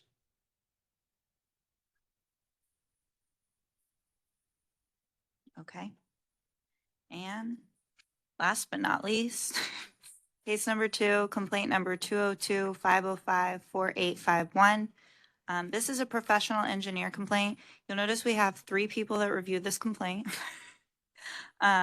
which is a little unusual, but it involved a lot of moving parts. So just as a reminder to all of those involved, that you all had reviewed this complaint. Complainant is a professional landscape architect. Respondent is a professional engineer. Complainant alleges that after reviewing plans for the city, complainant noticed a submitted landscape plan dated and sealed by respondent August 5th, 2025, and it looked like a plan dated and sealed on June 24th, 2021. Complainant alleges the only difference between the plans is the August 2025 did not include the east half of the project. Further, the engineer plans appeared very similar to the approved plans, also without the east half of the project. Complainant provides that they do not have the full set of approved plans, only the preliminary plans, but can obtain final if needed. Lastly, complainant alleges the seal does not have a date. Respondent answered the complaint stating that the new owner of the property contacted to revise a site plan obtained by the previous owners. Respondent stated that the original site included 2 parcels which were approved around 2021. The current owner purchased one of the parcels, and respondent states that the city informed the owners the same site plan could be used, but only include the owned parcel for review. Respondent states that they were contacted to provide the service and remove the utilized parcel and revise some additional details to comply with the city requirements. Respondent states that they made final revisions. As they made final revisions, respondent believes their stamp is more reasonable to include versus the previous company stamp. Respondent contacted the engineering company involved in the initial site plan prior to submission, but was unable to communicate with the landscaping company. Respondent states that the resubmittal of the site plan, respondent will include the original engineer's information. Council recommends that the respondent be assessed a $500 civil penalty for violations of misrepresenting the registrant's degree of responsibility and or for the subject matter present or past assignments, as well as affixing a seal or signature developed by others not under the registrant's responsible charge and not subject to the authority of that registrant in critical professional judgments. Lastly, council recommends the respondent take and pass the rules and laws exam within 30 days of receipt of the consent order.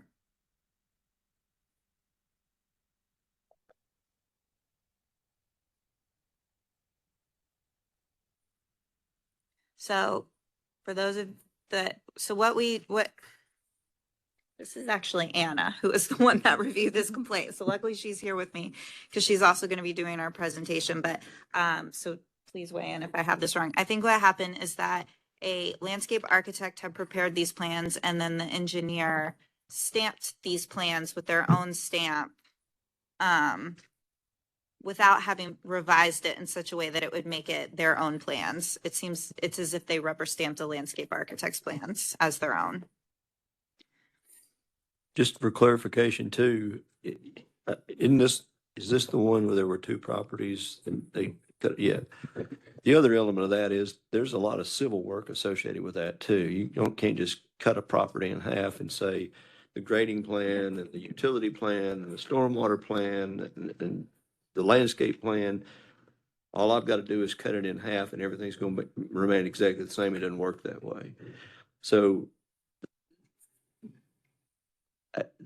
one of the, I think there were, you were right, there were 3 people that reviewed this, is that correct? Yes. And I think I was the last one, maybe, I don't know why, but well, at any rate, it seemed apparent that the methodology and the track that this individual took wouldn't necessarily work. You can't just divide 2 tracks and not redo the grading plan, the utility plan, the stormwater plan. And the reason my recommendation was that we find out whether or not he reached out to the engineer was somebody that put those plans together took those steps and did those designs originally. And just because you cut it in half doesn't mean the grading and all that other stuff stays the same. It would be required to be completely redone, and this individual failed to do that. But evidently, my other request was, did he reach out to a landscape architect? And the answer was yes, but I'm not sure that the landscape architect authorized him to do anything. Well, yes, sorry, I'm Anna Matlock. So he attempted to reach out to the landscape architect, but wasn't able to contact that person. That's convenient. Mm. So again, that's irresponsible at best, incompetent at worst. So thus my recommendation. I was one of the 3 that reviewed this case, and not finding the original landscape architect that did the original plan several years earlier. I found this individual living in Franklin, Tennessee, someplace, in 3 minutes. I timed myself. Mr. Park, you can't say that. Please refrain from saying that. Please refrain from offering any identifying information about any of the parties. If you ever happen to know, no, sorry. I would make the point that generally with today's technology, it's not difficult to find someone if you really want to and are willing to go to the effort to do that. So finding and visiting with the engineering firm that prepared the plans originally, or the landscape architect firm that prepared the plans originally, should have been prerequisite to his committing to perform the design. Mr. Collins, did you have something you want to add? Yeah, I just questioned the amount of the fine because we have a violation of 2 different rules here, 2 different things, but we only have a fine of $500, and it seems to me that should be $500 per violation. So I didn't know if there were some mitigating factors for why it was only $500 overall. I guess really technically, if you look at, I'm sorry, Anna, the council's breakdown in that 3rd paragraph, if you look at that, it looks like misrepresenting the registered degree of responsibility, affixing a seal or signature not prepared by themselves. Yeah, I agree. There's two independent Right. and significant violations. Yes, so if you wanted to, you can make an amendment to the recommendation and have a $500 civil penalty for the first violation and a $500 civil penalty for the second, if that is what you would like to do.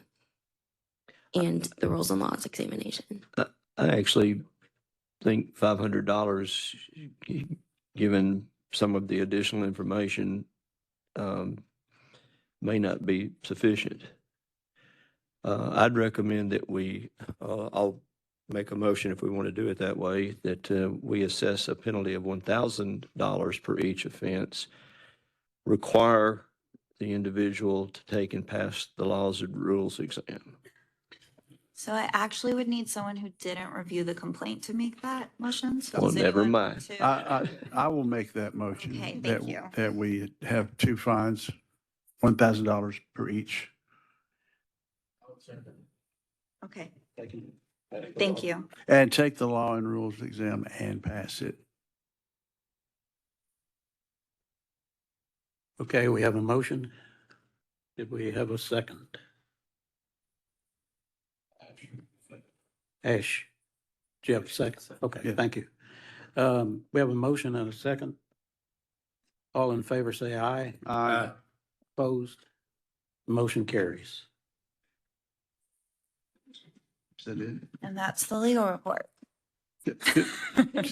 Could I say one thing as it is part of the legal, and we don't have to get into this discussion, but if everybody could take a look at the civil penalty guidelines, and you know, there's aggravating factors, mitigating factors, and all the other factors, I would like to try to get this board on the same page in what we're doing in regard to these fines.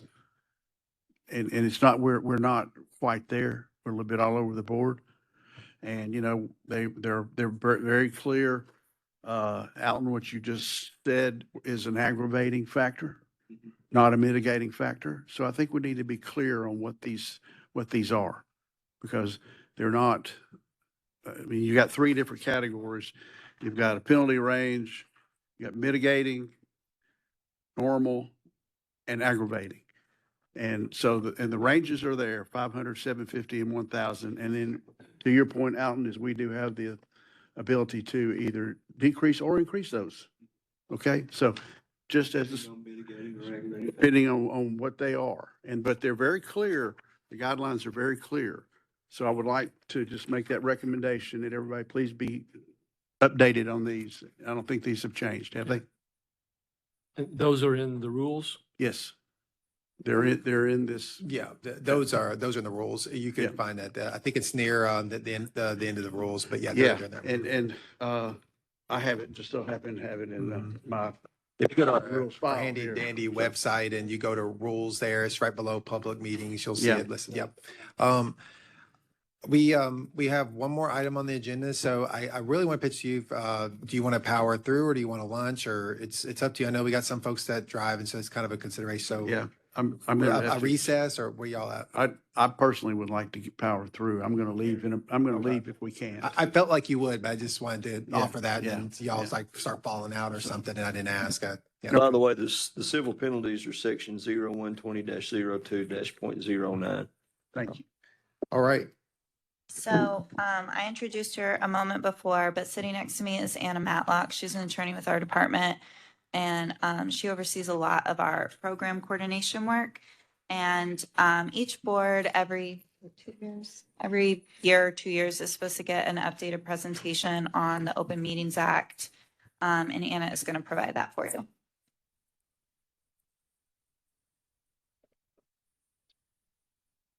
Thank you, Snappy.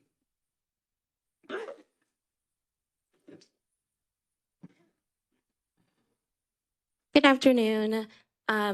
I am an attorney that works here. I primarily work with our real estate related boards. And I have a presentation that we give to all of our boards. And I am going to provide that for you all here today. And the presentation is either behind you or over here to the side. If you have any questions during the presentation, please feel free to ask me during the presentation, or you can wait until afterwards. How many have sat through an open meetings and public records presentation before? Okay, and I know there's briefly, it's talked about during everybody's orientation, but this one's just gonna go a little bit in depth. And I know it's not the most interesting of subject matters to talk about, but it is something that's really important. So I ask you to provide your best attention and listening ears. Okay, so we call it this, You Are My Sunshine, My Only Sunshine, because the Open Meetings Act, everything is supposed to be done in the sunshine or in the open. And we'll talk about that a little bit more. Here is a legal disclaimer that I promise I will not read, but essentially what I'm stating here is that we are providing this information to you all for information purposes. And that if you have any questions related to Open Meetings or Public Records Act, you should consult with the attorney for your board and or Laura, and we can direct you and we'll give you that answer. But you should, essentially the last one is the department is not going to be liable for any actions that are taken with reliance upon this presentation. Okay, so the first part we're going to talk about our Public Records Act. What's included in the Public Records Act. So there are three different categories we can talk about. Documents. So any document that you receive at any time, that means documents that are sent to you via email, documents that are provided to you during the meetings, those are considered to be public record. And what that means is an individual can request that information be sent. So that includes emails. So emails that you exchange occasionally between your attorney can be considered public record.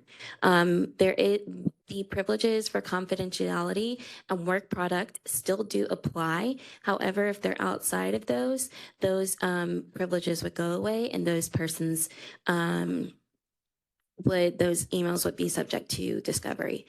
So I always tell persons, don't put something in an email that you would not be comfortable with having on a billboard, because especially if you work in state government, your emails, even text messages, those things are subject to public records.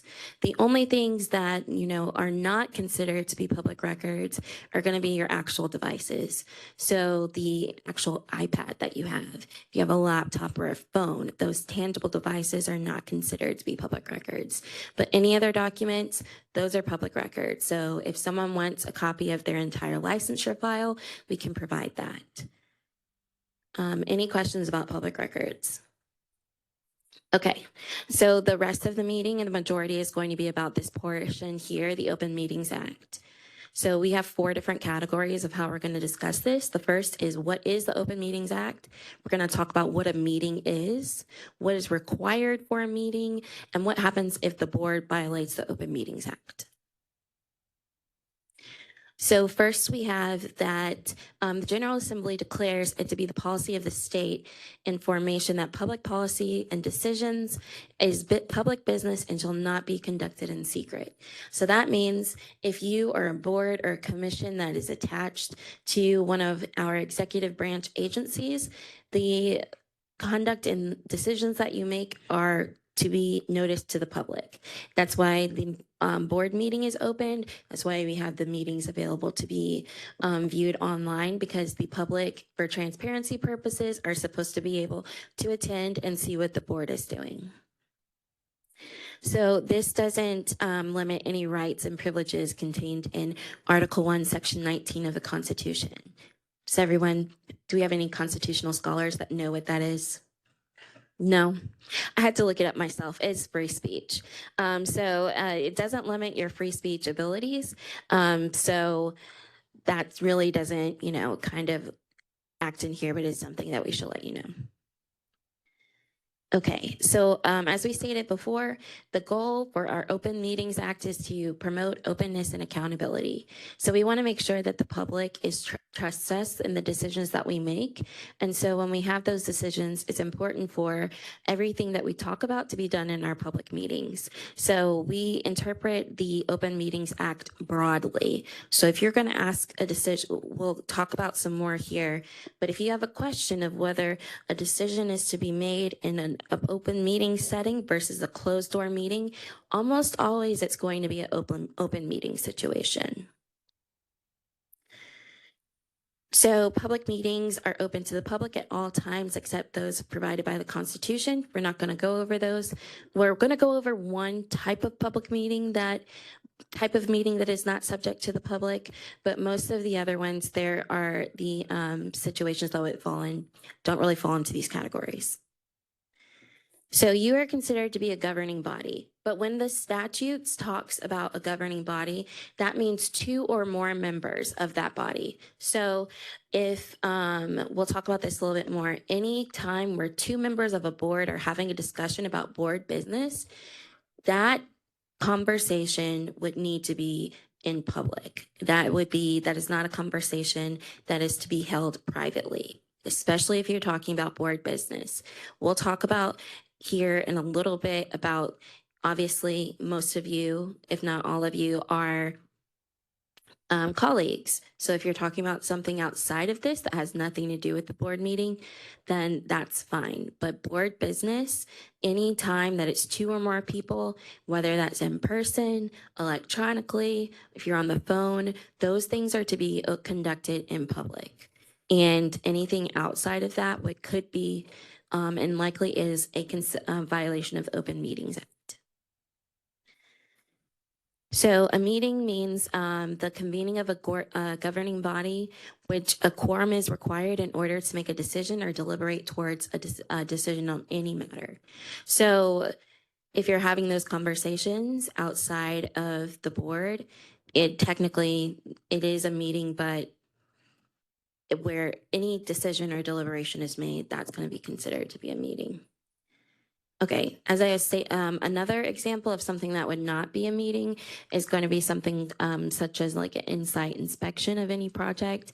Here, the most applicable matter would be a public records request. Most of the time we have individuals, they receive those requests electronically, but you can request to inspect records. And so a person could set up an appointment to come to the office and view them there. And if it's that is not considered to be a meeting, or any inspection from outside bodies is not considered to be a meeting.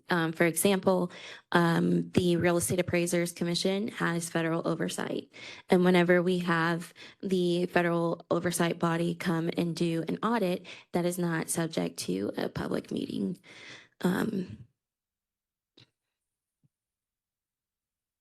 Also, it doesn't include a chance meeting or 2 of members in public. So, however, no chance meetings can have any decisions or deliberate public business. And so we're going to talk about what a chance meeting is here. So 2 or more members, you can have a meal together. If you both happen to run the same marathon and you're there, that's fine. But what's not a chance meeting is you calling someone on the phone because you 100% planned that. So a chance meeting is something that you don't foresee happening. So some of our boards, they have meals together before and after meetings. That is okay as long as you're not discussing board business. So lunch breaks, restroom breaks, smoke breaks, which is apparently included, morning and evening and an adjournment. So those boards that have 2-day meetings, if you were to recess, that doesn't mean you cannot speak to anyone on the board until the next day. That just means you cannot speak to that person about the board decisions or anything that happened at the meeting that day, which I know is difficult because we all want to talk about sometimes what happened. But if it's any kind of deliberations on the topics, those conversations should happen during the board meetings. So we talked about regular meetings. The one exception I mentioned to you is going to be something called executive session, which how many of you have been in an executive session before? Okay. So this is what executive session is. We have these very rarely. Executive session is when one or more of the board meetings, board members meet with the board attorney. They're either under the threat of lawsuit and then they're asking their attorney questions related to a suit. So during executive, sorry? It can also involve good name and character of an individual. Can you speak on your mic and explain more of what you're discussing? Okay. I'm just not, all right, okay. So, as the board, in executive session, I've only had very few. That is the time where the attorney for the board is going to be speaking to you, letting you know if you have a lawsuit that's going on and information and things that are going on. In that circumstance, the only thing that the board can do during executive session is ask questions. No votes can be taken. There's no deliberations. It's just basically a question session for the attorneys. The attorneys are the persons that provide the information, and executive sessions are not open to the public. So I've had boards before that have been under threat of lawsuit. We've discussed what that means going forward for them. Sometimes we have situations if we're talking about very confidential HR matters. If you hire like your board director directly, you need to talk about compensation or something like that, or the board is required to provide a performance review, which that happens for some of our boards. That would not be open to the public. Then we also had executive sessions permitted for our retrospective rule review. So if it's information that's considered to be work product or confidential, that's not information that's going to be available to the public. For example, I saw a question in the chat. These very rarely happen. I've had maybe during my tenure here, 3 executive sessions, and all of them related to pending litigation. Any questions? Okay. As I stated before, during executive session, deliberation is not permitted. So the board members, only thing that you're doing is either listening or asking questions. So this is just an example of how far does it go. I know I mentioned the HR situation, but this particular instance, if you are interviewing an individual for a position, that would be considered a public meeting. For example, the Real Estate Commission, they hire their executive director. When we have individuals that apply for that position, the board does have the ability to ask that person questions, but that's done during a regular meeting session. So the board, in those circumstances, those interviews, anything that directly relates to board business is going to be required in the public. Any questions? Okay, here are some examples of what is considered to be a meeting, what is not. So if a member emails the chair, here's a news article. That email is fine. Here's an email of, I'd like something included on the next agenda. Also fine. What is not fine is, here's a news item about one of our licensees. We should consider revocation. And you're asking, if you hear about that information, what do? You can, if you really need to share it before the board meeting, you can share that information with your board attorney and or your executive director, but those types of conversations are reserved for board meetings. So we shouldn't be conversating with other board members about potential issues related to our own licensees, because that would be considered board business and board deliberations. Okay, another example. If a member emails another commissioner, if you send an email or pick up the phone call for another commissioner, that is not a chance meeting. Even if you don't discuss commission business, it gives a strong appearance of impropriety and for safety's sake ought to be avoided. So that means you really shouldn't email each other in the circumstances. One, we want to avoid the issue of a meeting because we don't want decisions to be made or any kind of deliberations. And then two, those conversations, if you're talking about this, are then probably most likely going to be conversations that are subject to public records requests. So as I was stating before, so if we're talking about a complaint and you're providing an expert review with your attorney, that conversation is most likely not going to be subject to a public records request because that would be under the attorney-client privilege. But once you start to add other individuals to that conversation, it can either be considered you would break privilege at that time. And so we want to make sure that we're able to maintain privilege. So we should not be emailing each other about really kind of anything. But if you're in professional organizations and you're sending someone, hey, we're having a pool party at, I don't know, Nashville Engineers Association, you know about it, that's fine. But you should really refrain from emailing other board members. But if there is something else, like for example, you're looking at a matter and you think that as we had a couple, you think it should have someone else's attention, as you have different license types here. So if it's sent to you as an engineer and you think that actually, I think a landscape architect person should look at that information, send it back to the attorney and then we'll send it over to that licensee.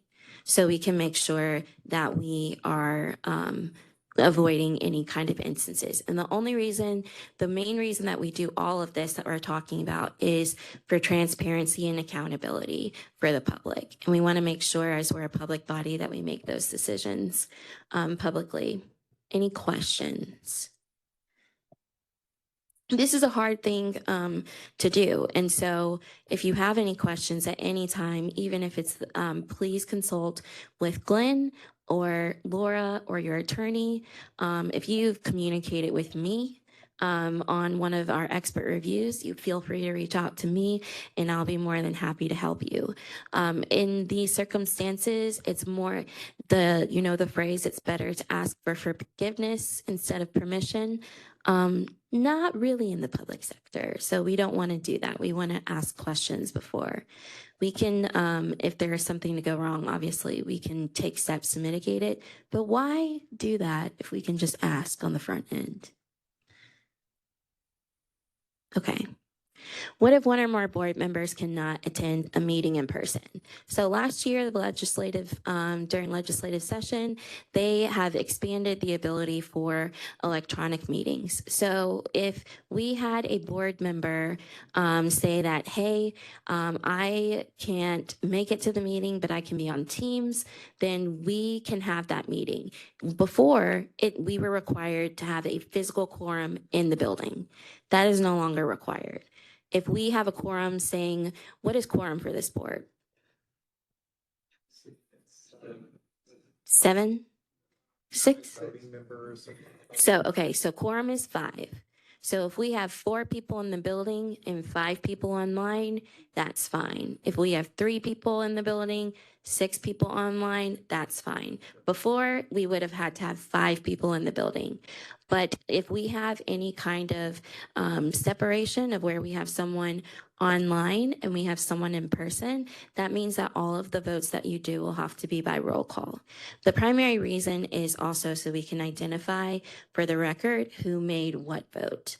And so we want to make sure that we preserve the record. So, and identifiable, yes. Also apply to committee meetings. Yes, it also applies to committee meetings as well. Okay, that's basically what I just stated before. A member, you can participate electronically, and a governing body shall meet with, we have to have at least one meeting in person every 2 years. Some of our boards are smaller, and so this new statutory change was great for us, such as auctioneers, they're 5. So if one person is sick and we're down to 4, we're already in trouble. So that's a good circumstance. Previously, like if there's weather related, we were going to have a virtual meeting for one of our boards, but it does require a physical presence in the meeting. So if you were to have an emergency meeting, meaning one that's going to be called outside of the normal called things, all of you could appear electronically, but we have to have at least somebody physically present in the building. So we couldn't have virtual meetings last week because the building was closed and no one could be here. But otherwise, if we have to have a meeting outside of called where everyone is virtual, as long as someone is here, it's fine to go for it. So, as I always stated before, the meetings, the act is supposed to be most construed most favorably to the public, and it's all encompassing. So it is very, very broad in the things that we discuss. Another thing that we would talk about is, and this was exercised today, is the public has the right to attend, observe, and make comment on your meetings. However, during that, we are permitted to put guidelines on what is discussed at the meeting. Typically, the matters for a public meeting are reserved to matters that are placed on the agenda. So if it is something that's on the agenda for discussion, a person can come and have a comment during the public. We, as we stated earlier today, try to reserve those comments to about 3 minutes for quality purposes so everybody can be heard. So I'll go through this quickly because this is more so for us, but there's each meeting, all public meetings are required to have adequate public notice. So that means it's reasonably posted, sufficiently, and posted. Wow, sorry, it's a long day. So let's go by those one by one. So the contents of the notice must reasonably describe the purpose of the meeting. So for us, that's going to be an agenda. And then the next part is to talk about that it must sufficiently be in advance of the meeting. So your meetings are usually voted on a year in advance. However, if we need to have an emergency meeting for some reason or the other, we need to be able to give the public an opportunity to attend that meeting. So the statute doesn't say exactly what sufficiently or reasonably posted is, so we make that interpretation, but we try, if at all possible, to give the public at least a couple of days before we have that meeting. So the likelihood of us sending you an email on a Monday morning for a Monday afternoon meeting, very low. But a Monday meeting for a Wednesday meeting is possible. But we try to give at least more notice for that so the public is able to attend. Posted, we put it on the website. So usual methods are internet and newspaper. There was a third method that was on here when I gave a presentation before. I didn't remember what it was. I deleted it, but basically we do everything on the internet. But it was essentially, I think it was notice posting, which I was told it has to do with like billboard, what do you call those boards? Inner boards, like I say that the appraisers all the time have my name on like a board inside of a building. Oh my gosh, okay, that doesn't make any sense. Bulletin board, like a bulletin board. That's what it's like notice posting is. Sorry, don't worry about it, we don't do it. Posting notice online to meet adequate notice is contingent on facts. So we want to make sure that it's somewhere where members of the public are aware of it. So as we stated, our general practice is to publish the meetings on the website. As I stated before, adequate public notice is not defined. So we'll look at all the facts and circumstances. So if the facts and circumstances are going to contend on how the notice was given, who it was, and what it was needed for. So those are determinations that we would do afterwards. So this is the last kind of portion of the open meetings that we really want to talk about. What happens if you violate the Open Meetings Act? There are two different legal effects that would occur. First is going to be nullity. So that means any decision that is made outside of the board meeting that should be a meeting is null and void. So if you were to make a really important decision during the phone and during, like, say it's a phone call, it's going to be considered null and void. Another one is going to be the legal effects of costs and attorney's fees. So you're like, what does that mean? That means that if an individual for the public were to sue the board for a violation of the Open Meetings Act, and the board and that individual were to prevail, then costs and attorney's fees are a possibility depending on the litigation.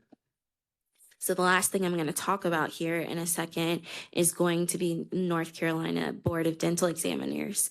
And we'll talk about what is required for you in order to keep your immunity as a member of the board and the decisions that you make. So any questions about this before? Okay. I talked about this. Board business in the public applies to you individually as an individual member and collectively as a board. That's another thing, as we were saying before. If you're going to go and make a presentation or somewhere, you are not permitted to speak on behalf of the board.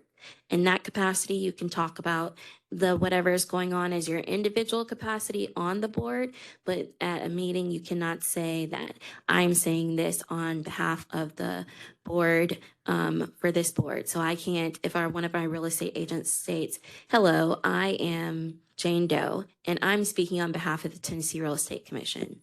You cannot do that because the board speaks as a whole, not in parts. We talked about what meetings are. We talked about regular, special, and emergency meetings. Meetings, even if it has a committee and subcommittee meetings, those apply, the same requirements apply to those as well. We talked about executive session. Those are basically question and answer sessions with your attorney, and very rare. And then for every meeting, we must have adequate public notice in content, location, and time. If you violate the law, any violative acts are void, and then costs of litigation and attorney's fees may be assessed against the board. So that is the consequence of anything violating the Open Meetings Act. And as I stated before, the Open Meetings Act is construed very, very broadly. So the actions of what you do, more likely than not, are probably going to be something that happen in the public, that or need to be in the public space. So always think that, yes, this is probably needs to be said at the board meeting instead of anywhere else.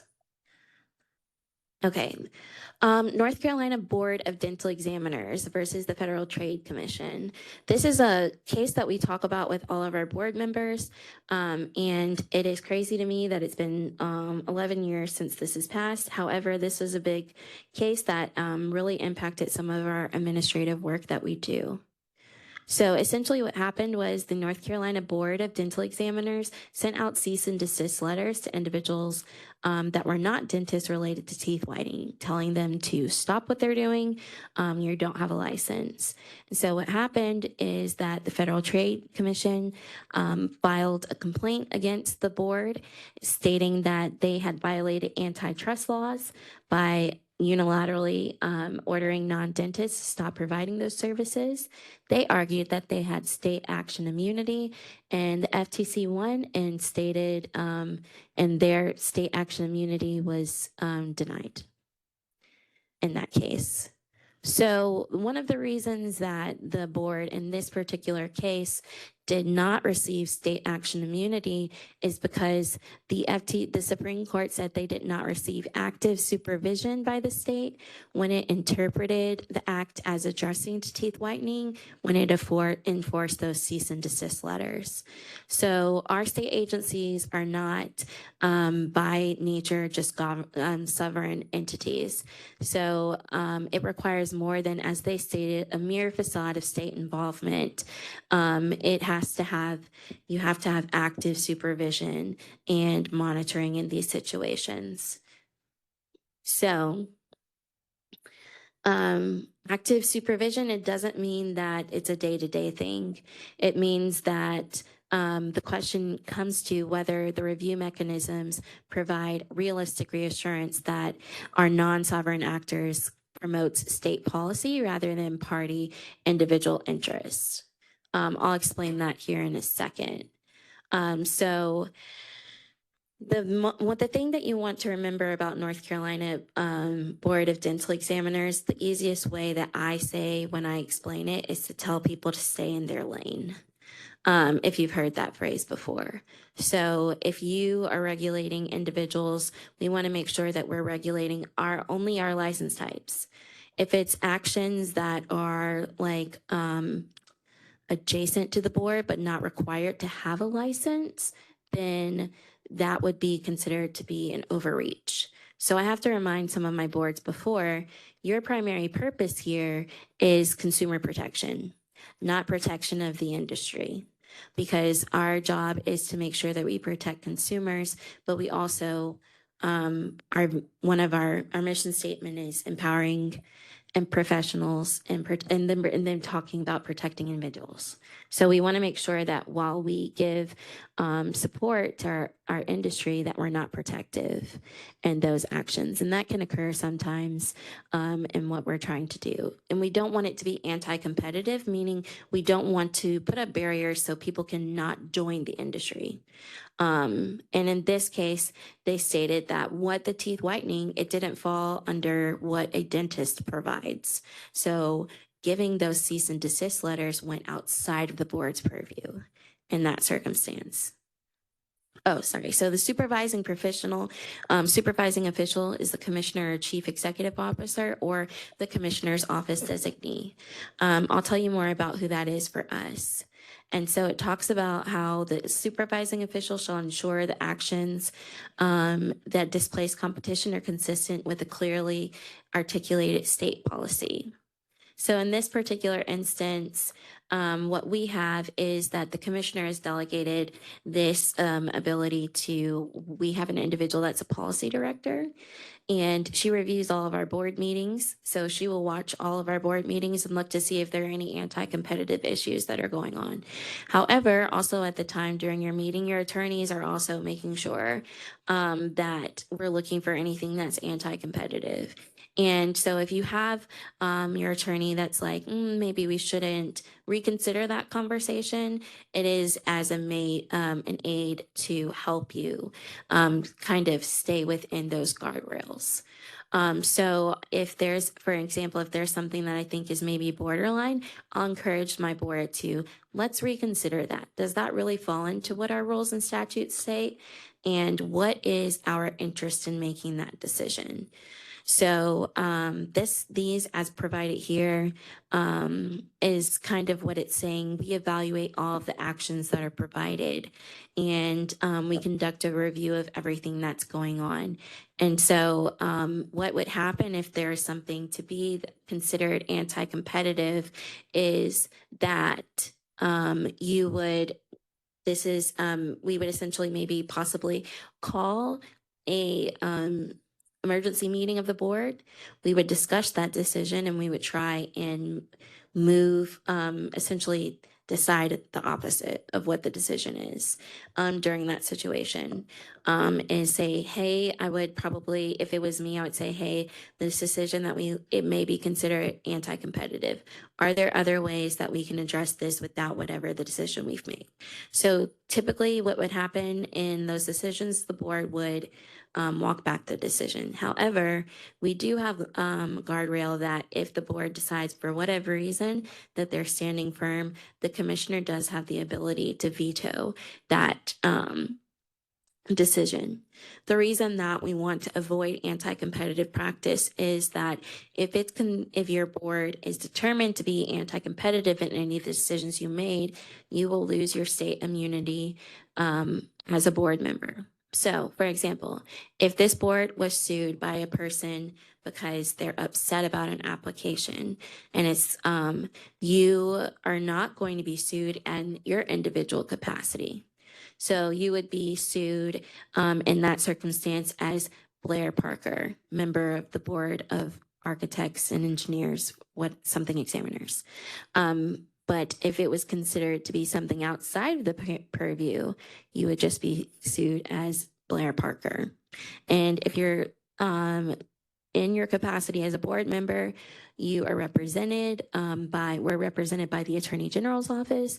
And so any consequences would come back to the board as a whole. But if you do not have that state immunity protection, that is on you as an individual, meaning you would need to, if you wanted to, secure individual legal counsel for that particular instance with no reimbursement, and any consequences such as legal fees or attorney's fees would be coming from your pockets in that particular instance. So that's why it's very important that we try and remove any instances of anti-competitive behavior. So that's presentation. I know I gave you a lot of information today, but if you have any questions, again, please feel free to reach out to Laura.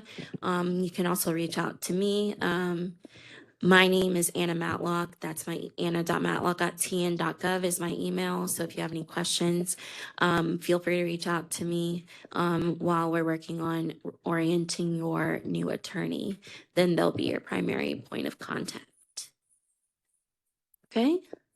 All right. Any questions? All right. Thank you. All right. Thank y'all. And you are being actively supervised, by the way, by a policy manager. So, when we say that if it's not actively supervised, you're going to, you're liable, but you are, that's why we have the commissioner's representative reviewing these decisions, and we'll bring decisions back to the board. So I just want to provide that little, that little caveat. And she already mentioned that, but sometimes when we say liable, people go, and I don't blame them. I hear that, and so just underscore what she already stated. All right. It looks like then we're ready for the committee reports. I know those wasn't a whole lot covered. So that should be pretty brief, but James Collins for Engineering Committee. Yeah, Engineering Committee met. We had 2 items before us. One was a review for potential fast start application, and we moved that to move forward to the application process. The second was an item about the TDOT seal signature requirements. And I have to say that in the meeting, I misinterpreted what the actual issue was. And I think it's one that we may need to get some legal interpretation on, because our law says that if you use electronic seals, that they shall not include registrant's signature or date signature.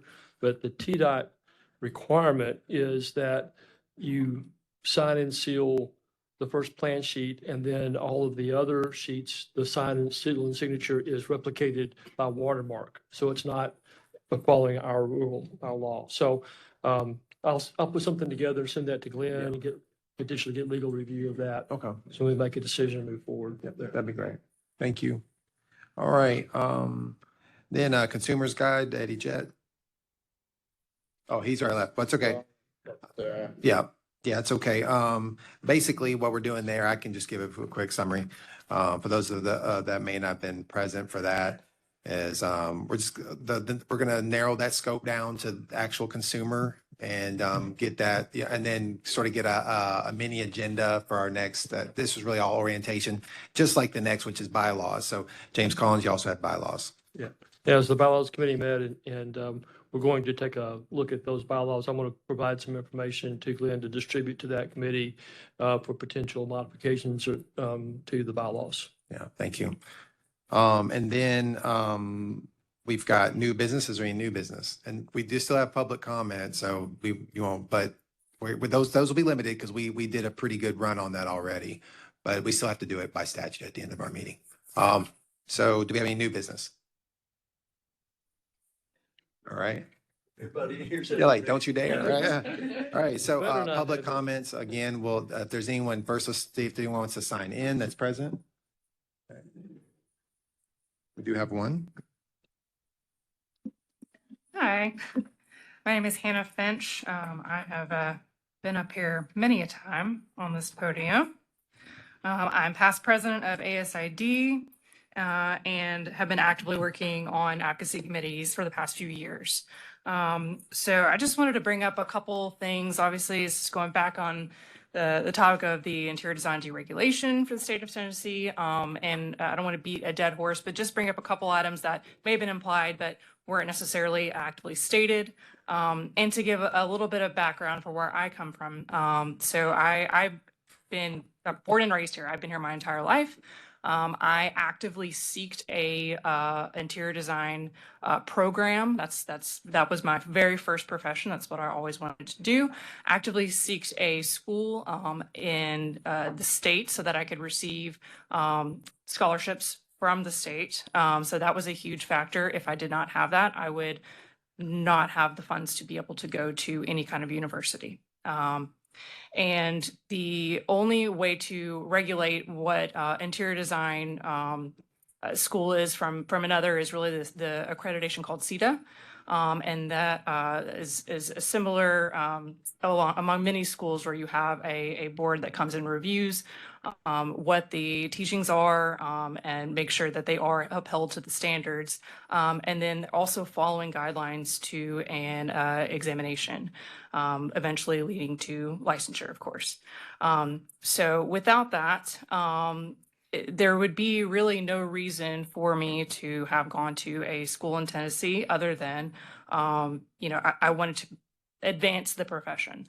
I will say, and there was mentioned for some other schools as well, if we deregulate the profession, that takes away funds from the schools, which was obviously mentioned. That also means that even though CETA certified or accredited schools could still actively be in the state, there is no reason for those students to then actively pursue a job here in Tennessee, period.